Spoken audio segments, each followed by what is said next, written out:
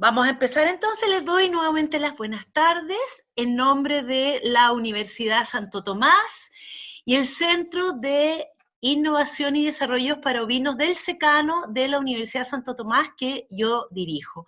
Mi nombre es Marcela Gómez Ceruti, yo soy médico veterinario y les doy una cordial bienvenida y les agradezco la participación en este conversatorio que vamos a tener hoy con un destacado invitado amigo nuestro que les voy a presentar en un momento más. Giordano, me gustaría que me pusieras la primera transparencia que quiero mostrar. Yo quería comentarles lo siguiente. Como Centro Ovinnova de la Universidad Santo Tomás, estamos haciendo un ciclo de conversatorios en dos temáticas que son súper relevantes. Lo que es salud del suelo, y por eso hemos hecho 4 conversatorios, que ya vamos en el segundo sobre agricultura regenerativa y salud del suelo, y otro ciclo en que hemos hablado de temas de salud animal y de salud humana. Y básicamente, ¿por qué me interesaba poner esta primera diapositiva? Porque la verdad es que el tema es que entendamos lo que estamos haciendo, el trabajo que estamos haciendo en una forma sistémica. Nosotros estamos trabajando fuertemente en salud del suelo, entendiendo que todos los conceptos asociados a salud del suelo, que tienen que ver con la salud de las plantas, ¿no es cierto?, la nutrición, están relacionados con la salud animal, con la salud humana y con todo lo que son los servicios ecosistémicos y la salud del medio ambiente. Entonces, para nosotros ha sido muy importante tener este trabajo en que estamos relacionando ambas cosas. Por eso lo interesante para nosotros era que pudieran participar en los dos ciclos de conversatorios. En esta idea, como les insisto, de este concepto sistémico en que el concepto es una salud. La salud del suelo, la salud animal y la salud humana. Básicamente esta diapositiva no es mía, yo la encontré hoy día cuando estaba pensando cómo hacer esta introducción para además introducir a nuestro invitado, que es lo que paso a hacer a continuación. El doctor Jorge Bonino Morlán, médico veterinario, doctor en medicina veterinaria y docente desde hace más de 40 años en el departamento de rumiantes de la Facultad de Veterinaria de la Universidad del Uruguay, redactor de diversas publicaciones relacionadas con el rubro ovino, autor de distintos proyectos de investigación, jefe del área de transferencia tecnológica del Secretariado Uruguayo de la Lana en un periodo, y además consultor del Banco Interamericano de Desarrollo, consultor de ICA y miembro de la Comisión Uruguaya de la OIE. Además, Jorge es responsable y creador del compartimento bovino del Uruguay para la exportación de genética y de animales en pie, bovinos digo, y además responsable del compartimento ovino piloto del Uruguay para ingresar carne sin hueso a Estados Unidos. Conversábamos hace un ratito con Jorge y me decía, menciona además que soy hijo de agricultor, y además, ¿no es cierto?, miembro del SUL hasta la fecha. Tuve la grata alegría de conocer a Jorge hace unos años atrás, cuando fuimos a capacitarnos justamente al Uruguay en ovinos, al SUL, en que estuvimos una semana en un régimen de internado. Fue nuestro profesor, se transformó en nuestro amigo, y hoy día le hemos pedido, dada la alta experiencia que él tiene en el tema de ovinos y salud ovina, que nos hiciera una presentación. Jorge preparó un PowerPoint que vamos a trabajar ahora con él, luego de lo cual vamos a entrar a lo que es la ronda de preguntas. Así es que, Jorge, te dejo con esta audiencia y muchas gracias a todos por estar acá. Gracias, Marcela. En primer lugar, buenas tardes a todos. Muy un gusto de poder conversar con todos ustedes y que todos ustedes estén presentes en este conversatorio. El gusto de volver a trabajar activamente junto a la doctora Gómez y su equipo. El gusto de poder llegar a muchos de ustedes y de poderle hablar a mucha gente de ese país tan lindo como es Chile, en el cual tengo la suerte de conocerlo bastante. Durante mi carrera profesional he ido en más de una oportunidad por razones de trabajo en distintos convenios, fundamentalmente en lo que se refiere a la producción ovina y a la carne ovina, o sea que tengo conocimientos de muchos colegas y también de productores, y además he ido también desde el punto de vista de como turista, porque siempre hay amigos y algún familiar que está radicado en ese precioso país. O sea que lo que vamos a tratar hoy es de colaborar y de hablar con ustedes de temas de sanidad ovina. Vamos a tratar de, en el espacio y el tiempo que tengamos, de ser lo más claro posibles, y nos manejaremos fundamentalmente con conceptos, porque tenemos diferentes premisas que para nosotros son muy importantes y que siempre hemos llevado adelante las mismas. Y una de las que siempre decimos es que el conocimiento no tiene barrera ni pasa por profesiones, o sea que todo aquel puede capacitarse y puede adquirir conocimientos y no tiene que tener un título para poder opinar o saber o hablar de algún tema específico. El tema sanitario es un tema que a todos nos apasiona, es un tema donde de repente todos creemos saber y todos opinamos, pero bueno, lo que por eso es que hoy tiraremos algunos conceptos y después podemos ampliar todo lo que ustedes deseen. En el tema de sanidad ovina, dejando de lado que ya fui presentado, con algunas cosas ciertas, otras no, es decir, hoy la verdad soy más ex que nada, es decir, en facultad estuve 40 años, en el sur prácticamente lo mismo, hoy estoy como consultor, asesor de muchas de esas y más que nada integro la directiva tanto del sur como de la Asociación Rural del Uruguay y trabajo sin mucho en esa APP o Asociación Público-Privada del Compartimento Ovino y todo lo que sea concerniente a OIE. Pero yendo ya y realmente a lo que nos interesa, hablar de la sanidad en ovino, en primer lugar, y la primera transparencia que yo voy pidiendo que me la vayan pasando, o sea, la que viene ahora, es que la producción animal se basa fundamentalmente en 4 pilares, como se ven ahí, que son el manejo, la nutrición, la sanidad y la selección.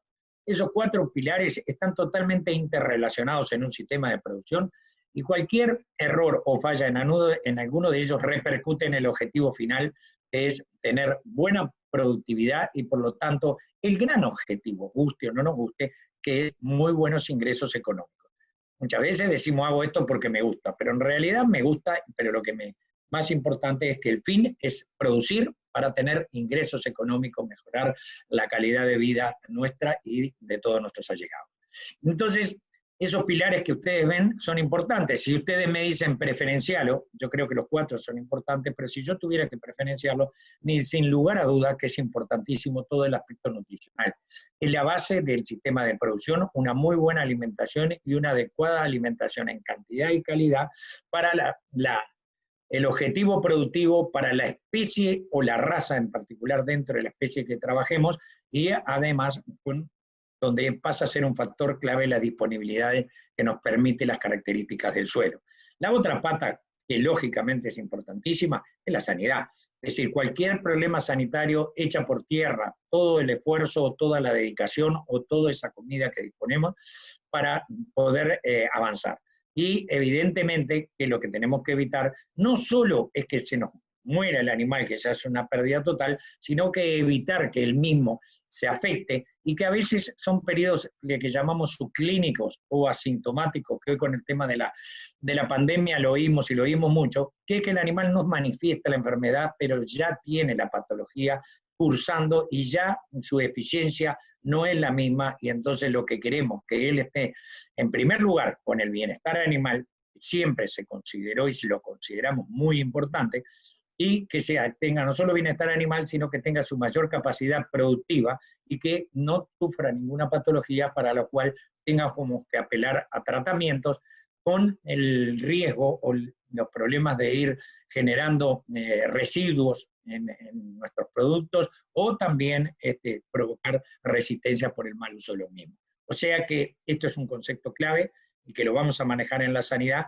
que la sanidad tiene que partir de un correcto diagnóstico, saber exactamente qué pasa y tratar de aplicar la medida preventiva siempre, y el tratamiento, si fallan las medidas preventivas, el más adecuado, el más concreto, sabiendo que no puede tener consecuencias que sean negativas. Pero lo mejor, y lo que todos decíamos, es que el animal no se enferme. Muchas veces, cuando nos consultan o cuando aparece un problema sanitario, lo que nos muestra es el animal enfermo o el animal muerto, y ahí procedemos a tratar de saber. Nosotros acá partimos de una premisa: hay que hacer un muy buen diagnóstico, porque a veces no es el animal el que está enfermo, sino que el que está enfermo es el sistema de producción. Es el sistema de producción el que no es adecuado y nos está dando una señal. En el caso del ovino o de cualquier especie, esa señal la tenemos cuando vemos casos clínicos o cuando vemos un animal que falla. Y ya siendo en particular a la especie ovina y en esta parte conceptual, la ventaja que tiene la especie ovina es que siempre trabajamos con la población. No es lo que pasa habitualmente cuando trabajamos con mascotas o animales de compañía, donde es el caso individual y con un valor afectivo importante. Acá trabajamos con poblaciones, y entonces muchas veces un animal enfermo con síntomas, un animal que muere, puede ser el punto de partida para poder aplicar ahí otro tipo de análisis y colaterales y poder llegar a saber cuál es el problema para prevenirlo en el resto de la población o para tratarlo de ser necesario. Ya que esos son conceptos que consideramos importantes, y pasamos a la próxima diapositiva, donde también queremos remarcar claramente que la sanidad no es un gasto, la sanidad es una inversión, y así lo tenemos que considerar. La sanidad tampoco genera mucha mano de obra, mucho trabajo si nosotros la hacemos correctamente. Pero para hacerla correctamente, los sistemas de producción no la podemos considerar aislada, que lo venimos manifestando, es decir, tiene que ser integrada a las otras medidas que se toman y en el sistema en sí, tiene que ser adecuada a cada situación. Y eso justifica un poco cuando muchas veces, y acá es muy común, al veterinario se le consulta algo y dice, habría que verlo. Es una frase que siempre, una muletilla que siempre lo utilizamos. Habría que verlo. El habría que verlo es ir, ver y ver toda la situación en el predio. Y a veces no llegar a mirar el enfermo, sino mirar los sanos. En primer lugar, para ver todo el ambiente y cómo se encuentran ellos, y luego empezar a buscar el diagnóstico de ese problema para tratar de prevenirlo de futuro, prevenirlo en los que no estén enfermos todavía y curarlo.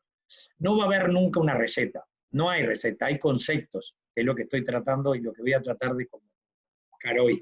Conceptos, porque no vamos a tener una receta, porque no todo se adecúa en el mismo, todos los establecimientos o a todos los predios en primer lugar, y además varía mucho con las condiciones climáticas. Estamos produciendo un cielo abierto, entonces varía mucho con el clima. El clima influye mucho en el sistema de producción y mucho en los aspectos sanitarios del ovino, como ahora después vamos a precisar. Tratamos en lo posible de usar medidas preventivas y no llegar a tener que hacer tratamientos y cumplir así con ese viejo dicho de más vale prevenir que curar. El asesoramiento pasa a ser clave. El asesoramiento de poder o leer o buscar o conversar con alguien que tenga experiencia y que podamos así usar esa transmisión horizontal de productor a productor, de técnico a técnico, para sumar conocimientos, experiencias y poder ser más eficiente. Y siempre, siempre, cuando tenemos el diagnóstico, si es que llegamos, a veces es complicado, y por eso decimos que no solo hay ausencia de diagnóstico, sino que a veces no tenemos un diagnóstico preciso o específico, tratar de racionalizar todo lo que sea en las medidas a tomar. Racionalizar, porque hoy y siempre el gran objetivo es el bienestar de los animales, la producción de esos animales y el tener productos inocuos, donde además debemos defender los distintos medicamentos que utilizamos para que no se generen resistencia y pierdan su vigencia. Eso entonces sería, y como se resume ahí, el manejo, la nutrición, la selección y la sanidad. Sumado esos cuatro parámetros a la acción del productor y del técnico, nos van a dar una mayor productividad y por lo tanto una mayor rentabilidad del sistema. La próxima vemos los sistemas, ya otra parte conceptual rápidamente, donde ustedes pueden apreciar, después lo pueden ver más tranquilo, el origen de los ovinos. En concreto, y para no perder tiempo en detalles, el concreto, los ovinos vienen de zonas totalmente desérticas, llámense del Medio Oeste, llámense de la parte de Oceanía y sobre todo la parte más desértica o seca, llámese de la parte del sur de África, Sudáfrica en concreto, son de zonas desérticas, tal vez y sin el tal vez. Las que vienen de zonas más bien húmedas y templadas pueden ser más bien húmedas, son las que provienen del Reino Unido. Todo eso ha hecho que cuando vinieron a los suelos o a nuestros países de acá de Sudamérica, se encuentran en un clima templado húmedo totalmente diferente, en la cual la tenemos que adaptar y donde los problemas sanitarios empiezan a ser ya algo más importante, porque cambian. Y todos sabemos, y lo hemos vivido, que en nuestros países, cuando tenemos un verano muy seco o un invierno muy frío, es cuando la oveja o el ovino se encuentra en las mejores condiciones. Y eso es así. ¿Por qué? Porque los problemas sanitarios son menos y de repente la oferta forrajera no es la más aconsejada, pero es lo mejor para la oveja al no tener la competencia sanitaria. Y ya pasamos al próximo cuadro, donde les mostramos las principales patologías ovinas que existen aquí en el Uruguay, las que están principalmente diagnosticadas en el mundo, y puede haber alguna otra, que sí la hay, que no las quise poner porque no son de recaudo de ustedes, y para el caso nuestro sí la tenemos, como es, y no puedo dejar de mencionar, para título de ejemplo, como es las miasis, o las comúnmente denominadas bicheras, ocasionadas por la cocleomía huminívora, que Chile está libre de la misma, pero los otros países de aquí del sur de América la tienen y no deja de ser un problema o una parasitosis de un parásito externo como es la cocleomía, que mucho nos complica en nuestros sistemas productivos y que siempre hace muchos años que venimos trabajando en instalar medidas de control para llevar a la erradicación. Y ya que hablo de medidas de control y llegar a erradicación, este es otro concepto que me gusta remarcarlo siempre. Nosotros en cualquier problema sanitario, lo que vamos a tratar siempre es de tener un muy buen control, tendiendo a erradicar el problema. ¿Qué es control? Poder convivir con el problema sanitario sin que nos ocasione pérdidas productivas. Es erradicación, erradicar totalmente el agente del mismo. Pero va a haber, y ahora lo vamos a ir confirmando, y si me recuerdo se lo voy a ir marcando, van a encontrar ustedes que hay enfermedades que podremos controlar, pero no erradicar. Y lo van a ver, y se lo voy a mencionar brevemente. Acá tienen entonces las distintas parasitosis internas, que ustedes habrán leído, y que yo pretendo recordarlas, pero si no nos va a ayudar, porque las vamos a ir viendo con algunas fotos para hacerla un poco más entretenida y explayarnos un poco más. Y nos vamos a la próxima, y entramos en lo que son las parasitosis internas.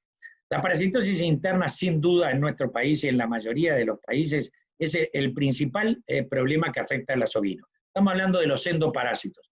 En la próxima ustedes pueden apreciar la cantidad de parásitos que tiene el ovino, de endoparásitos, y donde sin lugar a duda los más importantes son los que figuran ahí, que son los parásitos gastrointestinales, los nematodos gastrointestinales. Los nematodos gastrointestinales en climas templados y húmedos son sin duda el principal problema parasitario y una de las limitantes sanitarias más importantes. Evidentemente que eso lleva que en este caso en particular, no solo la infestación que hay dentro del animal, sino la infestación que hay en el campo. En el animal la vamos, como vamos a ver rápidamente, la vamos a poder controlar y hasta erradicar del animal por cierto momento. Pero en el campo se hace muy difícil, y acá tenemos un ejemplo claro de una enfermedad, los endoparásitos, que son difíciles de erradicar, pero que sí son fáciles de controlar o que tenemos que controlar, porque últimamente se han venido complicando por la pérdida, sobre todo, de la validez o de la eficacia de los tratamientos. Ahí tienen ustedes, y yo lo resumiría aún más, de todos estos parásitos gastrointestinales, los dos más importantes son el Haemococcus contorto y el Trichostrongylus, que son dos parásitos, el Haemococcus fundamentalmente del estómago, del cuajo concretamente, y el Trichostrongylus tanto del cuajo como de las primeras porciones de intestino. Pero acá lo que les quiero decir es que estos son los dos parásitos que ocasionan mayores daños y mayores perjuicios, que pueden llegar por la anemia que producen a producir la muerte del animal, pero previo a eso disminuye, a veces no las apreciamos, y están ocasionando importantes pérdidas productivas. Sería todavía más contundente y más concreto de los dos, sin lugar a duda, que el Hemoncus es el principal y el más responsable.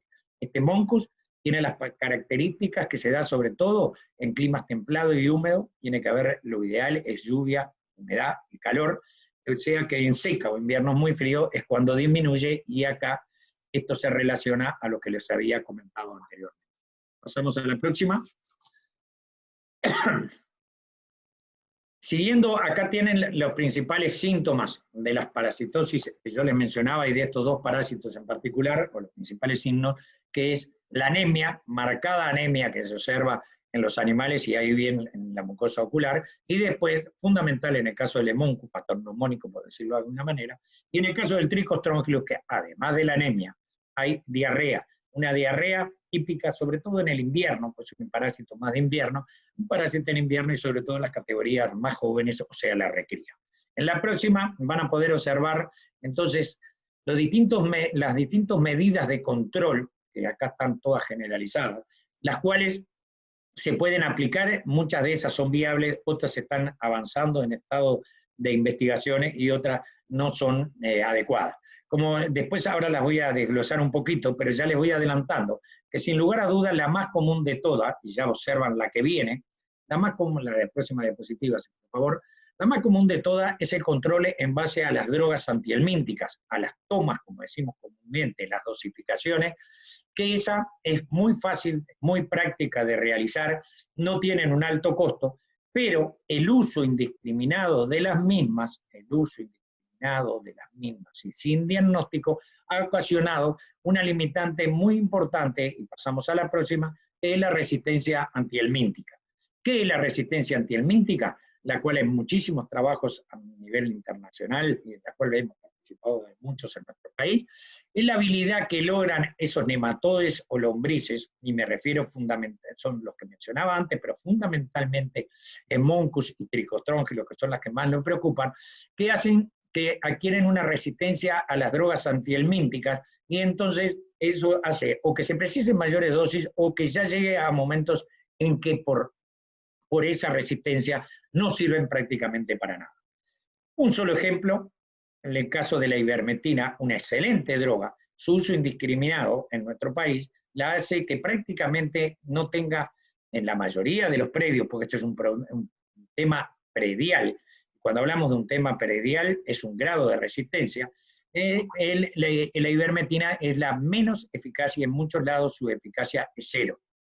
Eso se debe, como le digo, por el mal uso de esta droga tan buena y tan valiosa, por el uso indiscriminado que genera un acostumbramiento y por lo tanto pierde su eficacia. En lo que se refiere a cómo evitar esto, lo vamos a ver en un buen diagnóstico, en una racionalización de las tomas. Hay muchos factores que influyen, y en tratar de que esa droga no genere resistencia. Pasamos a la próxima, y entonces, basado en el manejo parasitario. El manejo parasitario muchas veces es más de libro que en la práctica, y es dificultoso. Pero nosotros tenemos que tener conceptos, los aplicamos. Lo que es las pasturas comunes nuestras, donde están los ovinos, son pasturas sucias. Siempre hay presencia de lombrices. Después tenemos las pasturas seguras, que son las que tienen menor carga y las que por lo menos dejamos 60, 90 días sin presencia de ovinos, y ahí evidentemente es más segura. Eso no quiere decir que sea totalmente libre. Y la libre es aquella cuando nosotros instalamos un mejoramiento, una pastura, y permanece durante un tiempo, mientras crece, se desarrolla hasta llegar al pastoreo, un tiempo importante sin ovinos, y eso hace que no se contamine. Pero vamos, y atención, si nosotros esa pastura que consideramos libre, le ingresamos con ovinos, y esos ovinos no van con una dosificación, con una droga que haya tenido una alta eficacia y que haya matado más, cerca del 100% del ideal, pero más del 95-96% de los lombrices que están presentes, o de los nematodos presentes, esa pastura al otro día, el mismo día, está contaminado, porque en las heces de esos animales saldrán los huevos que se desarrollan en el medio ambiente y que hacen que pierda la categoría de pastura libre. El manejo parasitario, además de manejar la pastura, es manejar las especies que se van a trabajar. Entonces, evidentemente que los parásitos que afectan al bovino, si bien son muy similares, no ocasionan los mismos daños. El Hemoncus no es tan grave en el bovino y es una parasitosis hasta el sobreaño, año y medio. Después ya no es una parasitosis grave. Entonces, el usar las pasturas solo con bovinos permiten que aquellas larvas, que la larva infestante existen en los pastos, el bovino se las consuma y no suba, hace lo que se llama el efecto aspiradora y nos va limpiando la pastura para que después venga el ovino. O sea que el pastoreo alterno ayuda a disminuir la carga parasitaria o la contaminación que existe a nivel del campo o de la pastura. El pastoreo mixto, vacunos y ovinos, por lo mismo también favorece al ovino, pero siempre tenemos que tener la carga adecuada. Y el pastoreo rotativo sería ya con especies o con tiempos de espera, pasando o haciéndole los descansos a las pasturas para volver entre 60 y 90 días y así permitir que esa pastura infectada pase a ser una pastura segura. Otra referido al alterno, una sola mención, podemos alternar bovinos con ovinos, pero también podemos alternar categorías, porque ustedes saben que dentro del ovino y en el tema de parasitosis, las categorías más delicadas son las más jóvenes y en la medida que avanzan en el tiempo se van haciendo más resistentes al problema.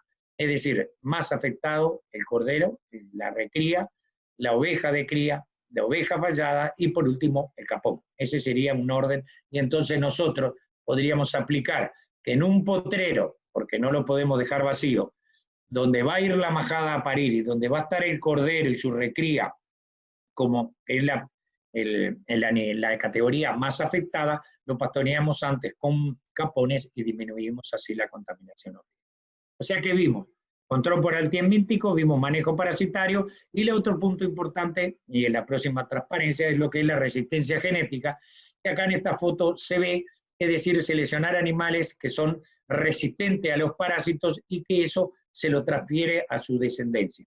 Ahí tienen, y yo creo que eso es importante para un concepto que después vamos a manejar, ahí tienen en las barras, entre una población de 300 animales, 370 animales con 300,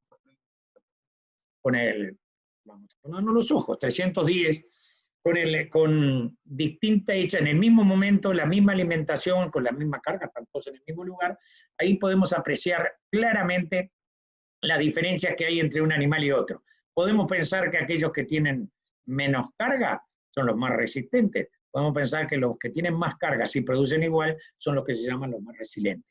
Pero acá vemos la variación que hay en la carga parasitaria dentro de una población manejada en la misma circunstancia. Me interesa, independiente de que les quede el concepto que la resistencia genética o la genética ayuda también al control y es una herramienta para controlar los parásitos, que quede el concepto de que la carga en los animales puede variar y eso cuando hacemos un análisis coprológico, un recuento de huevos por gramo en las materias fecales, lo tenemos que saber interpretar y bien.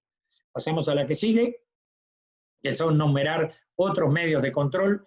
Tengo que ser rápido, eso no quiere decir que lo podemos profundizar después con las preguntas o como ustedes lo deseen, pero que dando conceptos grandes y para poder abarcar en este espacio la mayoría de las enfermedades. Los métodos de control, los hongos, insectos, las vacunas, las pasturas ricas en taninos y proteínas. Estos son otros métodos de controles no muy difundidos, pero que se utilizan y que ayudan al control de las parasitosis y donde de repente es más común es el uso de pasturas ricas en proteínas o en taninos o taninos condensados que favorecen al control de los mismos. Y pasando a la siguiente, ya entramos derecho viejo en cómo tendríamos que hacer el diagnóstico y para eso usamos el examen clínico que veíamos, si hay fatiga, si hay diarrea, si hay anemia, el HPG, o sea, la extracción de materias fecales, por lo menos 10 muestras, el ideal es un porcentaje, pero un mínimo de 10 muestras individuales, en cada uno hacemos el control y analizamos, porque puede haber un animal que tiene 10.000 huevos y puede haber los otros 9 que tengan 8 o 0. Si nosotros hacemos pool, que en un momento se utilizaba, puede salir un promedio, y entonces no va a ser el representativo. Si yo hago el copro, me da 10.000 y los otros 9 me da 0, ahí parto de la base de que ese animal fue mal dosificado o quedó sin dosificar, y que la carga no es importante. Si yo hago un promedio y fuera grosero, diría 10, si se desparramara todo promedialmente, hipotéticamente, yo tendría 1000 huevos de carga y así no lo es. O sea que eso es lo importante en por qué la muestra tiene que ser individual. Con el examen clínico, con el coprológico, podemos complementarlo más con la autopsia de un animal o con un animal que se destina a la faena, verle entonces concretamente la carga. Ahí vamos a saber exactamente bien cuál es la carga que tenemos, cuál es el parásito, y ahí en algunos lo podemos hacer a nivel de campo, si no tenemos que recurrir al laboratorio, cuál es el parásito que está afectando y elegir entonces la droga de elección para complementarla con el manejo parasitario, podamos así ser lo más eficientemente posible. Y la última, conceptual, y es la que viene en este tema de parasitosis, son recomendaciones básicas que creímos que es muy importante. En primer lugar, lo que nosotros llamamos lombrités, que tratamos de imponerlo, es que cada establecimiento, porque este es el problema de la resistencia que yo les comentaba, para poder utilizar tranquilamente la droga o el mejor control que es en base a los antihelmínticos, el lombrités es una técnica muy sencilla de hacer y en la cual nosotros sabemos exactamente en nuestro predio cuáles son las drogas que funcionan bien, cuáles son las drogas que tienen resistencia o que tienen un grado de resistencia. La resistencia no es 0 y 100, son grados de resistencia. Entonces, ahí es una información muy válida, a la cual le agregamos luego el diagnóstico hecho teniendo eso, que nos sirve por 2 años, ese diagnóstico de predio, ver el diagnóstico de situación en base a los signos clínicos, al HPG y a la autopsia, para luego definir dosificaciones que serán estratégicas o tácticas. Las estratégicas son las sí o sí, para nuestros sistemas de producción, para nuestro manejo, para nuestras condiciones climáticas, una toma previo al servicio, que coincide la mayoría de las veces con el otoño, con calor, humedad y buena oferta forrajera, es clave para mejorar la fertilidad y la fecundidad de nuestra majada. Una toma previa al partodeo, previa a la aparición en el último tercio, para evitar el alza de la lactación y darle defensas de evitar contaminación y defensa de ese cordero lactante y que empieza después de los 15-20 días ya a ingerir alimento, y si la pastura está contaminada se empieza a contaminar, y recuerden, es el más susceptible. Y después en el destete, que a veces coincide o no con la señalada, o en ese momento a los corderos hacer. Esas son las que debemos sí o sí dosificar. Y si lo podemos llevar con un cambio de potrero, mucho más eficaz si va a un cambio de potrero que no haya tenido vinos entre 60 y 90 días antes. Después tenemos las prácticas que varían de acuerdo a las circunstancias cuando observamos cualquiera de los síntomas que mencionábamos o hacemos coprológicos de control y vemos. Y la última sugerencia o recomendación es que realizada la dosificación, a los 10 días se saque 10 muestras al azar de HPG, se haga el HPG y ahí la reducción tiene que ser muy buena, arriba del 95%, y ahí nos demuestra si la droga la aplicamos bien, si la droga no tenía resistencia y si funcionó todo correctamente. Todo esto para llegar a lo que observan a la derecha, un control racional e integrado de la parasitosis interna. Jorge, quiero interrumpir un poquito. Hay unas personas que me dicen que no ven las diapositivas, Iván en específico. Me gustaría saber si el resto ve, o si alguien no ve, que me diga. Yo sí veo. Ya, ok. Sigamos entonces. Ya, muchas gracias. Bueno, Jorge, continuemos. Parece que es solamente... ¿Aló? ¿Sí? Dale, tranqui. Ok. Continuemos. Pasemos a la segunda en importancia, y voy a ir agilitando. Son las afecciones podales. Las afecciones podales en nuestro sistema de producción, condiciones de humedad y calor y con muy buena alimentación que favorecemos a todo eso, evidentemente es otro problema, otra limitante, pero todas estas son posibles. Acá la diferencia, que hay afecciones podales que vamos a ver, que nosotros no solo podemos controlar, sino que también vamos a poder erradicar.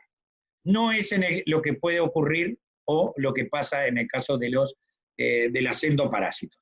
Dentro de las afecciones podales, y vamos a la próxima, vamos a ver, en primer lugar, lo que es el dedo. Esto nada más que lo importantísimo, después lo miran tranquilo, es la parte anatómica del dedo, pero lo que me interesa más que nada, y ya lo deben de conocer, para manejarnos igual, es lo que es el espacio interdigital. Espacio interdigital, muralla interna, muralla externa, corona, suela, talón y las pinzas. Eso son clave para poder saber la localización de las distintas afecciones podales. Sigamos. En la próxima lo que van a ver son todas las afecciones podales que afectan al ovino. La mayoría, cuando uno ve una oveja que manquea, que claudica, que renguea, como ustedes quieran decirle, dicen pietín o furrot. Y no todo es pietín o furrot. Miren todas las que hay, todas estas en nuestro país, excepto la fiebre aftosa, están presentes, todas tienen distintas connotaciones desde el punto de vista de la enfermedad en sí, por lo tanto de la productividad y de la morbilidad también, y de la mortalidad, o más que mortalidad, de las pérdidas productivas que puede ocasionar. Ahora las vemos en fotos rápidamente, no me voy a detener mucho, pero para que las conozcan en una primera instancia, pasamos a la que sigue, y acá tienen lo que son concretamente la dermatitis interdigital, que es una lesión que aparece por la humedad, puede aparecer por el frío, más del frío específicamente, que hace que ese espacio interdigital, como lo observan, empieza a perder el pelo y empieza a haber cierto grado de irritación. Debajo de ella tienen lo que es la separación de muralla, ahí ven la separación entre el suelo y la suela y la muralla externa. Estos son los animales más pesados. Esta es una enfermedad no es enfermedad, una afección podal ubicada por el manejo, por el peso de los animales, el suelo en el que están, y que no es una enfermedad infecciosa, menos infectocontagiosa. Digamos, luego tenemos lo que son los accesos podales o flemón coronario, nos gusta llamarlo más así, que se desarrollan fundamentalmente a nivel de la corona, lo tienen bien en la diapositiva de la izquierda, luego la de la derecha sería ya uno en tratamiento que fistulizó, es decir, como decimos comúnmente, abrió boca y entonces drenó sola en contenido purulento, y cómo queda en el medio, es decir, cuando ya está en etapa de cicatrización. Abajo tenemos los accesos de dedo, que ocurren a nivel de dedo fundamentalmente y que muchas veces ocasionan fístula. El acceso de dedo es común, no es un problema colectivo, sino más bien individual, y lo que trae aparejado es que da mucho dolor y una claudicación muy marcada. Y a veces nos asusta, pero son casos individuales y pocos. Luego seguimos y van a encontrar lo que son el estigma contagioso, o primero la infección de podófilo, que es otra más reciente en nuestro diagnóstico, que produce lesiones que desprenden la muralla externa y observan cómo queda ese podófilo afectado. Y luego tenemos ya una infecto contagiosa, como es el estigma contagioso o la boquera, que evidentemente tiene la localización más común es en boca, en categorías jóvenes, como ven en la diapositiva de la izquierda, pero también se puede localizar y se localiza en otros lugares, como puede ser internamente en aparato respiratorio, como puede ser en las mucosas de la vulva del prepucio, y lo que sí nos llama, por la cual lo ponemos en este diagnóstico, es la localización a nivel de miembros podales. Seguimos y encontramos la fiebre aftosa, que ustedes no la tienen, no la conocen. En el Uruguay, por suerte, estamos libres ya hace muchos años, desde el insuceso del 2002, no tenemos fiebre aftosa, y que en el último insuceso la especie ovina fue la que menos se afectó. Pero la tenemos que poner porque la debemos de conocer, y porque además, si nosotros hacemos vigilancia epidemiológica, que es importante para todas las enfermedades, en el caso concreto nuestro, la aftosa es clave, tenemos que estar lo que es la vigilancia pasiva, saber que si aparece alguna lesión de esta, tenemos que hacer la comunicación inmediatamente y tratar de hacer un muy buen diagnóstico y un muy buen diferencial, lo cual habla bien de nuestra vigilancia epidemiológica, de que hacemos vigilancia o acciones pasivas en el control de esta enfermedad, y también nos quedamos tranquilos de que es un problema, otro problema, y no es un problema de una fiebre aftosa.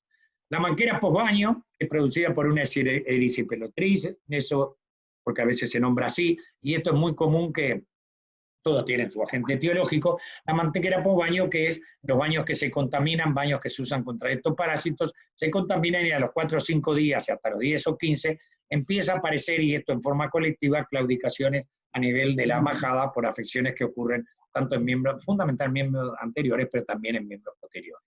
Después de esa, como van a apreciar, tenemos lo que es las dermatofilosis. Observen que son lesiones costrosas en las zonas posteriores de los miembros, y son muy comunes y muy fáciles de confundir también con los problemas de las lesiones de clima contagioso, con alergias que a veces no ocurren. Entonces, por eso es importante conocerlas y hacer un buen diagnóstico diferencial, porque si bien el tratamiento vamos a terminar la mayoría de las veces con la aplicación o la realización de tratamientos colectivos en base a pediluvio, con antisépticos adecuados, y donde también podemos hacer tratamientos individuales, si son similares en todas, es importante saber cuál es.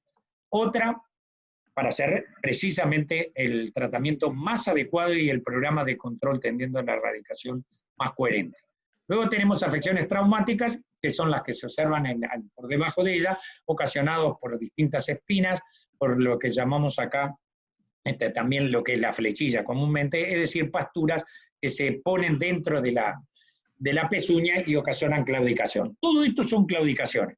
Acá durante mucho tiempo, algo muchos años atrás, cuando se empezó a meter el ovino, a introducirlo en pasturas mejoradas y entraban en avenas fundamentalmente, esas avenas que tenían mucha humedad, tanto en el suelo como en la planta, y eran de altas, entraban los animales ahí. Desde el punto de vista nutritivo era notable, pero muchas veces aparecían problemas podales. ¿Por qué problemas podales? Porque la hoja larga de esa avena se metía en el espacio interdigital, luego cuando secaba quedaba el barro y la hoja ahí, y eso ocasionaba lesiones, daban las dermatitis que veíamos al principio, daban claudicaciones y era una enfermedad, o una, mejor dicho, corrijo, una afección podal que no nos preocupaba.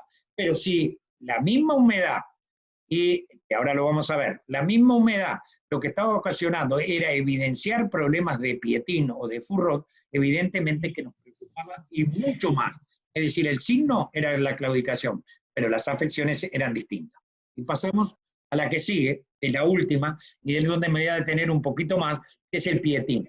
El pietín o furrot es la afección podal más importante. Tiene una altísima morbilidad, es muy contagiosa, tiene baja mortalidad, pero tiene pérdidas productivas importantes, y en el caso de nuestro país, no solo se complica, o la secuela que puede quedar son abscesos podales, sino que se nos complica mucho con la miasis y las pérdidas ahí son mucho mayores.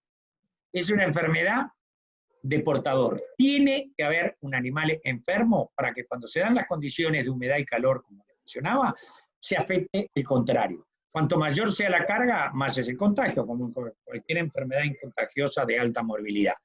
En el campo no queda más allá de 7 a 15 días, concretamente, no es telúrica. Yo tengo un campo que tengo 100 ovejas en ese potrero, que están todas afectadas de esta enfermedad, pedero le llaman en algunos lados. Si yo saco todas esas ovejas y pongo ovinos, los cuales los diagnostico antes y estoy seguro de que no hay ningún portador de la enfermedad, ninguno se enferma, siempre y cuando haya dejado 7 a 14 días libre. Es decir, el agente no permanece en el campo, el Dichylobacter nudoso, más allá de 7 a 14 días. O sea que acá nosotros podemos hacer un muy buen programa de control y en algún momento, si bien para nosotros es palabra elite, erradicar el agente de un potrero, de un predio o de una zona. Seguimos con la otra. Rápidamente, las lesiones y la evolución de la enfermedad.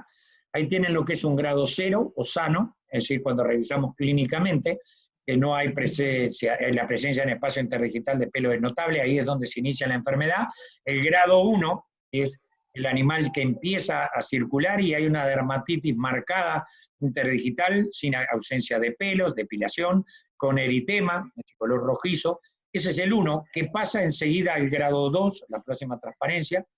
El grado 2, donde lo que podemos apreciar es en la parte de arriba, que ese espacio interdigital, además de haber perdido el pelo, de tener el eritema, que es la característica del grado 1, hay exudado, observen sobre todo en la de la derecha arriba, están los pelos aglomerados, es decir, hay exudado. Estos 3, hasta este grado, antes de llegar al 3, el 1 y el 2, y el inicio del 3 son los animales que nosotros podemos tratar y curar.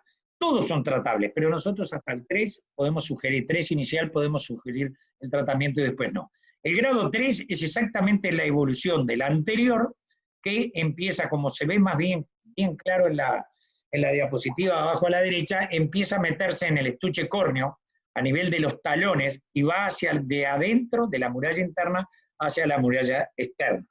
Luego viene el 4 en la próxima diapositiva, que como ven, y es lindo de verla de arriba a la derecha, vemos que hay depilación, hay exudado, que era el grado 1, hay eritema, el grado 1, apareció el exudado grado 2, aparece la mentrada en la suela a nivel de talones, muralla interna, hacia la muralla externa, y ya llegó al borde de la muralla externa. Esto ya llegó, y esto es un grado 4 o 5, que eso es un descarte total, porque en nuestras condiciones es muy difícil de recuperar. Se puede, pero en lo nuestro lo recomendamos eliminar. Y abajo tienen lo que es el portador crónico. Cuando no se dan las condiciones, cuando se trataron, cuando curaron, los animales quedan así, con la pezuña deformada, no hay claudicación, esto es muy común en los veranos secos, pero si nosotros hacemos una exploración clínica, como se ve abajo a la derecha, encontramos la presencia del Dichylobacter, que es el agente etiológico, por dentro. Este agente, como ustedes deben de saber, crece en anaerobiosis. Entonces, al estar cerrado, se mantiene, vive y crece. Y eso hace que cuando se dan las condiciones, contagia, se agudiza en el animal y contagia a todos los animales sanos. La próxima, en base a todo esto, nosotros vamos a tener, en primer lugar, que para combatirlo, podemos usar el despezuñado, no me voy a detener mucho, el despezuñado, cuando después que empezamos a avanzar cada vez lo usamos menos, y lo que sí usamos es el último punto ahí, que es la eliminación de animales crónicos. Ahora lo vamos a ver, eliminamos todos los animales crónicos y hacemos pediluvios, y con eso empezamos a controlar la enfermedad. Pasamos a la siguiente, y ustedes ahí tienen, entonces, en base a la tijera la podemos usar para diagnosticar algún animal en particular. Pero si más o menos me agarraron lo conceptual, los animales 1, 2 y 3, el inicio del 3, los 1 y 2 armamos un lote que le llamamos los curables. Armamos otro lote que sería el sano, que son todos los grados 0, todos los que están sanos, que tienen el espacio interdigital sin afectarse y que tienen también el estuche córneo sin afectarse, o sea que no son portadores crónicos. Esos son sanos, los apartamos. Ponemos en el medio los que son de curación y los que son ya los grados de 3, 4, que veíamos con compromiso del estuche córneo, los grados que tienen secuelas, como son el acceso podal o como es la miasis, en el caso de nuestro país, y los que son portadores crónicos, que hay deformaciones del estuche córneo, sea por lo que sea, todos esos los consideramos animales de eliminación. Esos van a faena, a sacrificio, pero no los vendemos porque le vendemos el problema a nuestro vecino. Van a sacrificio. Esos animales, o esta enfermedad, aumenta con la edad. Entonces, la primera vez duele. Después que empezamos a seguir año a año a realizar estos tratamientos, estos controles, se va eliminando y vamos a llegar a tener prácticamente la erradicación del problema. Es eficiente y ahí, después que tenemos los 3 lotes armados, se pasan por un pediluvio, sulfato de zinc es el de elección, se pasa por un pediluvio los sanos y si van a un potrero que haya 7 a 14 días sin animal. Los de tratable o curable se hacen 3 baños podales, 3 pediluvios en 15 días, se examinan, los que se recuperaron van para el sano, los que no se recuperaron van para el lote de descarte. Y el de descarte se hace un tratamiento para tratar de eliminarlo lo más rápidamente posible. Acá hay que ser drástico. No podemos tener falsos negativos. A la menor duda, lo eliminamos. Estamos trabajando en rodeo y tratamos de entonces eliminar una problemática o un problema que cuando queremos intensificar es grave, que se agrava, produce mucho más pérdidas y en el caso de nuestro país y de otros países de la región que tienen la presencia de la cocleomía omnívora, se complica con bichera y eso trae omiasis y eso trae aparejado una desazón importante también en el productor. Hay otros tratamientos, como los observan ahí, que es el uso de antibióticos, el uso de tratamientos tópicos con antisépticos y también el uso de las vacunas, pero partiendo de una premisa, y acá no voy a insistir mucho, las vacunas, y va para el final de esta charla que vamos a avanzar, las vacunas es una medida preventiva, una herramienta excelente dentro de un programa de control. Pero las vacunas no protegen el 100% y usando las vacunas no eliminamos un problema. Ayudamos a prevenirlo y es una muy válida herramienta para controlar, no para erradicar. Seguimos. No me quiero demorar mucho. Acá tienen la última, el SUL.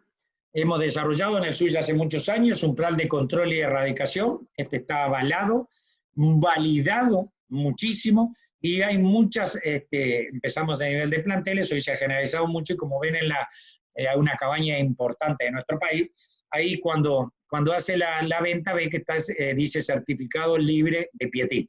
Quiere decir que todos los animales que salen a la venta están libres de pietín y que el establecimiento no está la presencia de este Dichirobacter.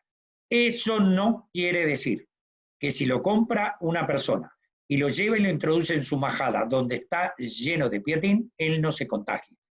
Por selección va a ser un poco más resistente, pero no es una resistencia genética. Es otro tema que se está trabajando en el mundo y que puede ser una gran opción.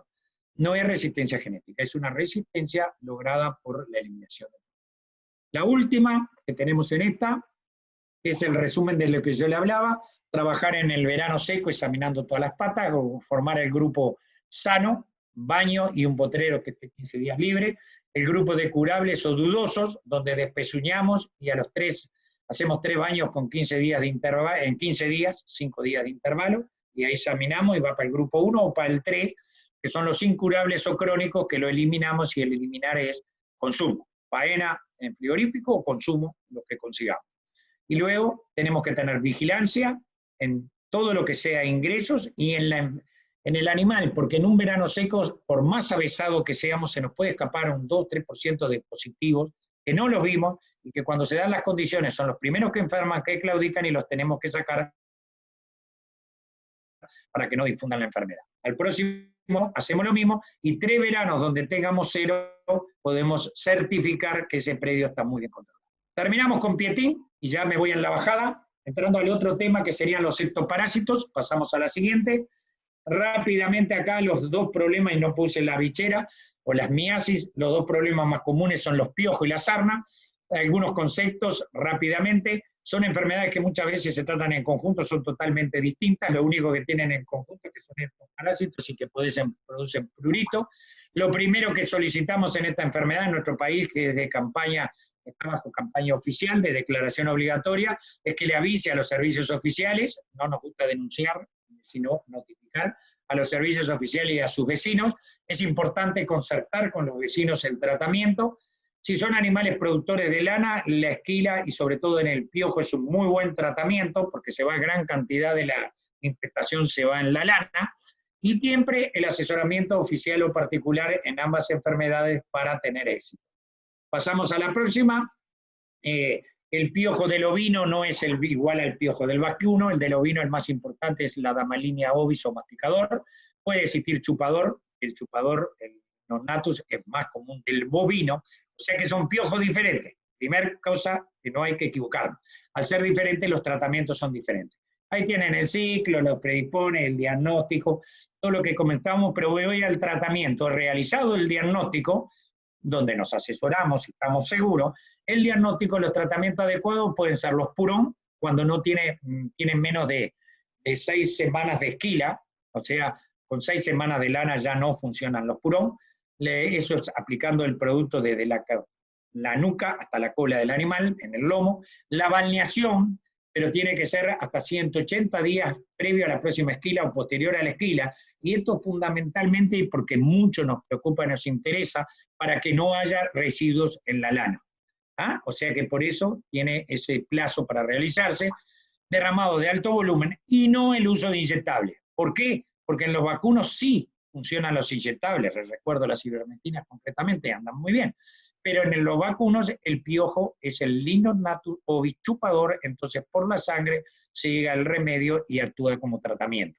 En el ovino es la Damalinia, es masticador, y entonces no funcionan o no tienen una eficacia correcta para producir lo que se llama una cura etiológica en esto.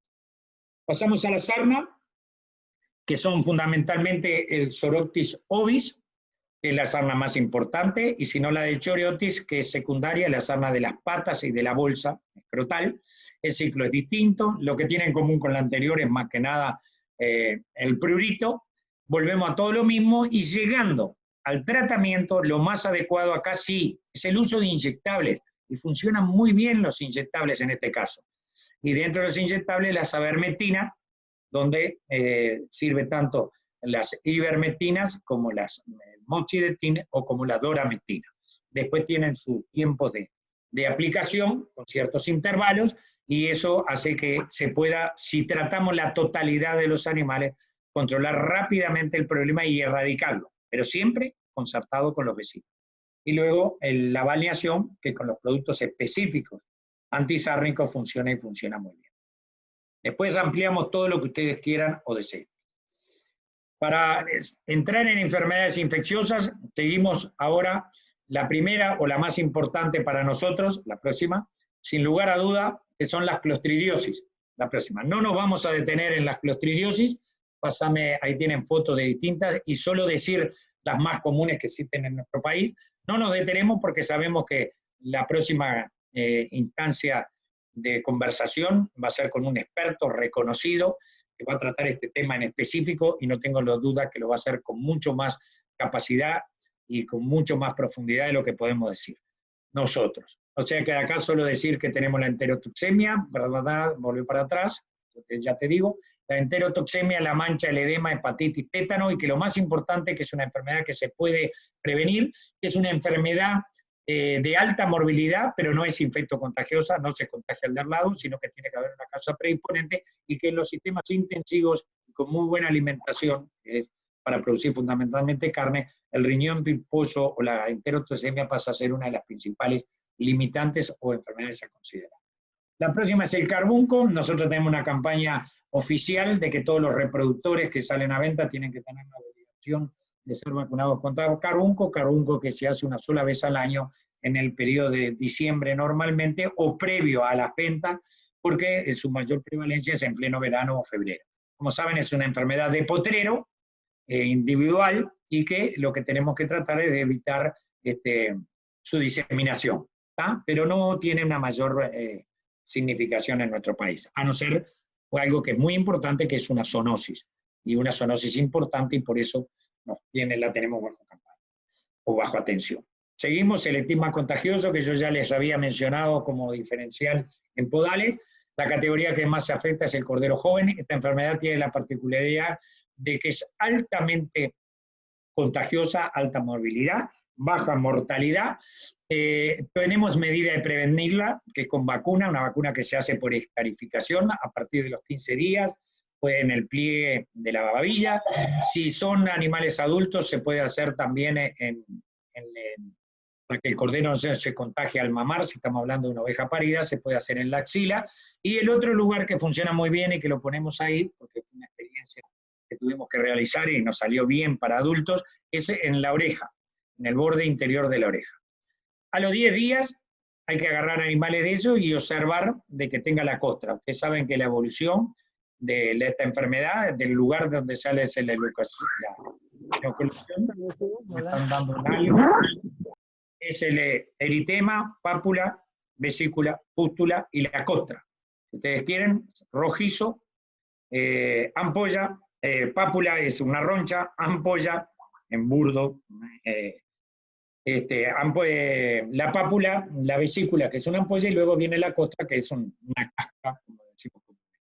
Entonces, es muy buena la prevención y tenemos que evitarla. Los animales con la vacuna tienen una protección importante y se vacunan una sola vez en la vida, y además no se sufre lo más grave que tiene esta enfermedad en nuestra situación, es que muchas veces se terminan complicando con miasis, y entonces, además de las pérdidas productivas, tenemos pérdidas por mortandad.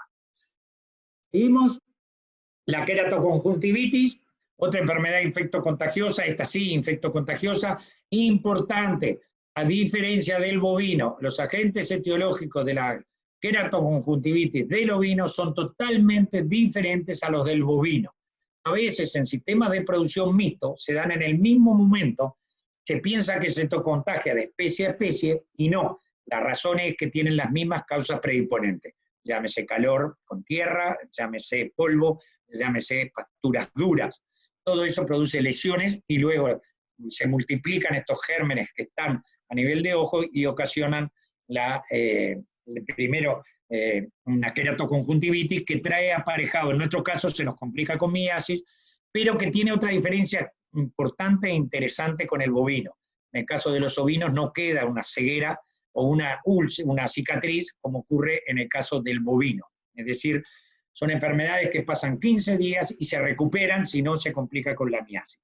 Alguno de otro país sobre todo donde me hace, o alguno que ha sufrido en majadas grandes, este problema de decir 15 días, no, mucho más. Y a veces mucho más porque el tema es que 15 días es la evolución, pero dentro del rodeo, dentro de la majada, demora más en la medida del contagio vaya ocurriendo. Después tenemos enfermedades reproductivas, pero infectocontagiosas, como es la brucelosis. Acá lo más importante es el examen clínico de los carneros y poder hacer serología. Empezaríamos, aquellos que producen carneros para la venta, cada 4 meses a partir del destete, ir a hacer un examen clínico, una palpación testicular, y después revisarlos todos 60 días antes del servicio y a la salida del servicio para eliminar clínicamente los que tengan problemas. Si existen problemas clínicos, pasamos al uso de la serología, que sirve para detectar animales que todavía no muestran síntomas. Es una enfermedad, la Brucella ovis atento, es diferente a la Brucella abortus, que es muy común en el bovino, que es la famosa brucelosis del bovino que trae aparejado aborto. La Brucella ovis en el ovino, hay algún trabajo de abortos, pero en reproducciones experimentales, con infestaciones muy altas, que no es lo común. A nivel de los sistemas de producción, lo que ocasiona es una infertilidad a nivel del macho, que además, que no es una infertilidad total a veces, porque se afecta solo un testículo, pero lo peor de todo es que ese animal contamina a los borreos, cuando practica, a los más jóvenes que están libres, esto avanza con la edad, cuando practica la sodomía. Y si usamos en un servicio de ovejas a campo, algún carnero afectado con algún carnero sano, ahí la oveja actúa como un transmisor mecánico, es decir, es servida o cubierta, como decimos, por un carnero afectado y atrás la cubre un carnero sano y ese termina contagiándose. O sea que hay una enfermedad que desde el punto de vista comercial y de exportaciones de animales, todos los países la consideran importante. Seguimos y pasamos a una enfermedad metabólica importante que es la toxemia de la preñez. Esta está relacionada fundamentalmente en el último tercio de la gestación, que como es sabido es cuando hay mayores requerimientos de parte del feto, ahí se desarrolla el 86%, entonces es cuando tenemos que dar mayor cantidad y calidad de comida. Si tenemos escasa cantidad y calidad de comida y no es la adecuada, evidentemente que la oveja, como buena madre y para ser bien gráfico, utiliza sus reservas para darle o preferenciar a su feto.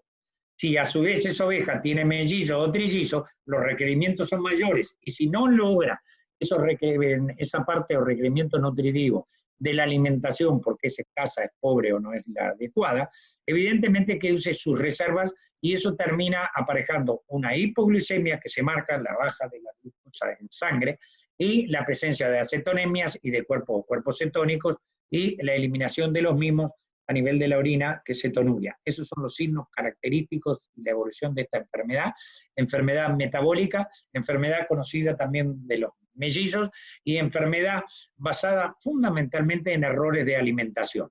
Una subnutrición prolongada es lo más importante, porque inaniciones no hay, son subnutriciones prolongadas cuando no disponemos de la cantidad y de la calidad de forraje adecuada. A ver, la próxima, creo que en la... No, ahí está. Entonces, en este último tercio de la gestación es clave esa alimentación para evitar esta enfermedad. Evidentemente, si nosotros queremos que nuestro rubro sea rentable, vamos a tratar de que haya una muy buena preñez y además tenemos una muy buena fertilidad y fecundidad. O sea, que se preñen y que tengan mellizos o trillizos. El uso de la ecografía, que no lo mencionamos, es una herramienta de manejo fundamental en un sistema de producción.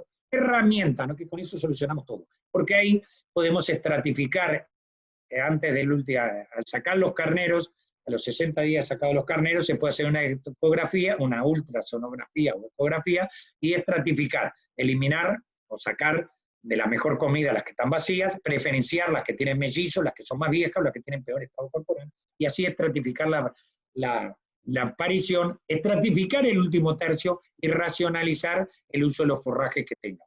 También se pueden usar complementos, como pueden ser las que se llaman sales minerales, y cuando hablamos de sales minerales y nutrientes, lo usamos de que no es para sustituir la comida, sino es para complementarla y potenciar la comida que tenemos, o suplemento, que es la aplicación, cuando la acción costo-beneficio lo justifica, la aplicación de distintas raciones.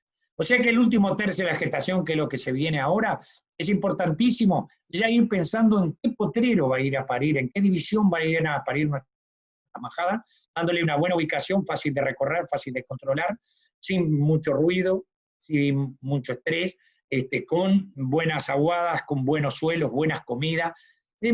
Todos esos elementos los tenemos que tener en cuenta. Es muy gracioso, le digo, que muchas veces a las mimosas, como decimos en predios productivos altos, aquellas ovejas que son las seleccionadas, que son las borregas, las mejores, las ponemos bien cerquita de las casas, bien al lado de las casas para poder vigilarla y controlarla. Sin embargo, ese es el potrero más peligroso, porque es el potrero donde pasa todo el mundo, está todo el mundo, la gente, donde andan otras especies de animales, caballos, perros, la vaca lechera, etcétera, etcétera.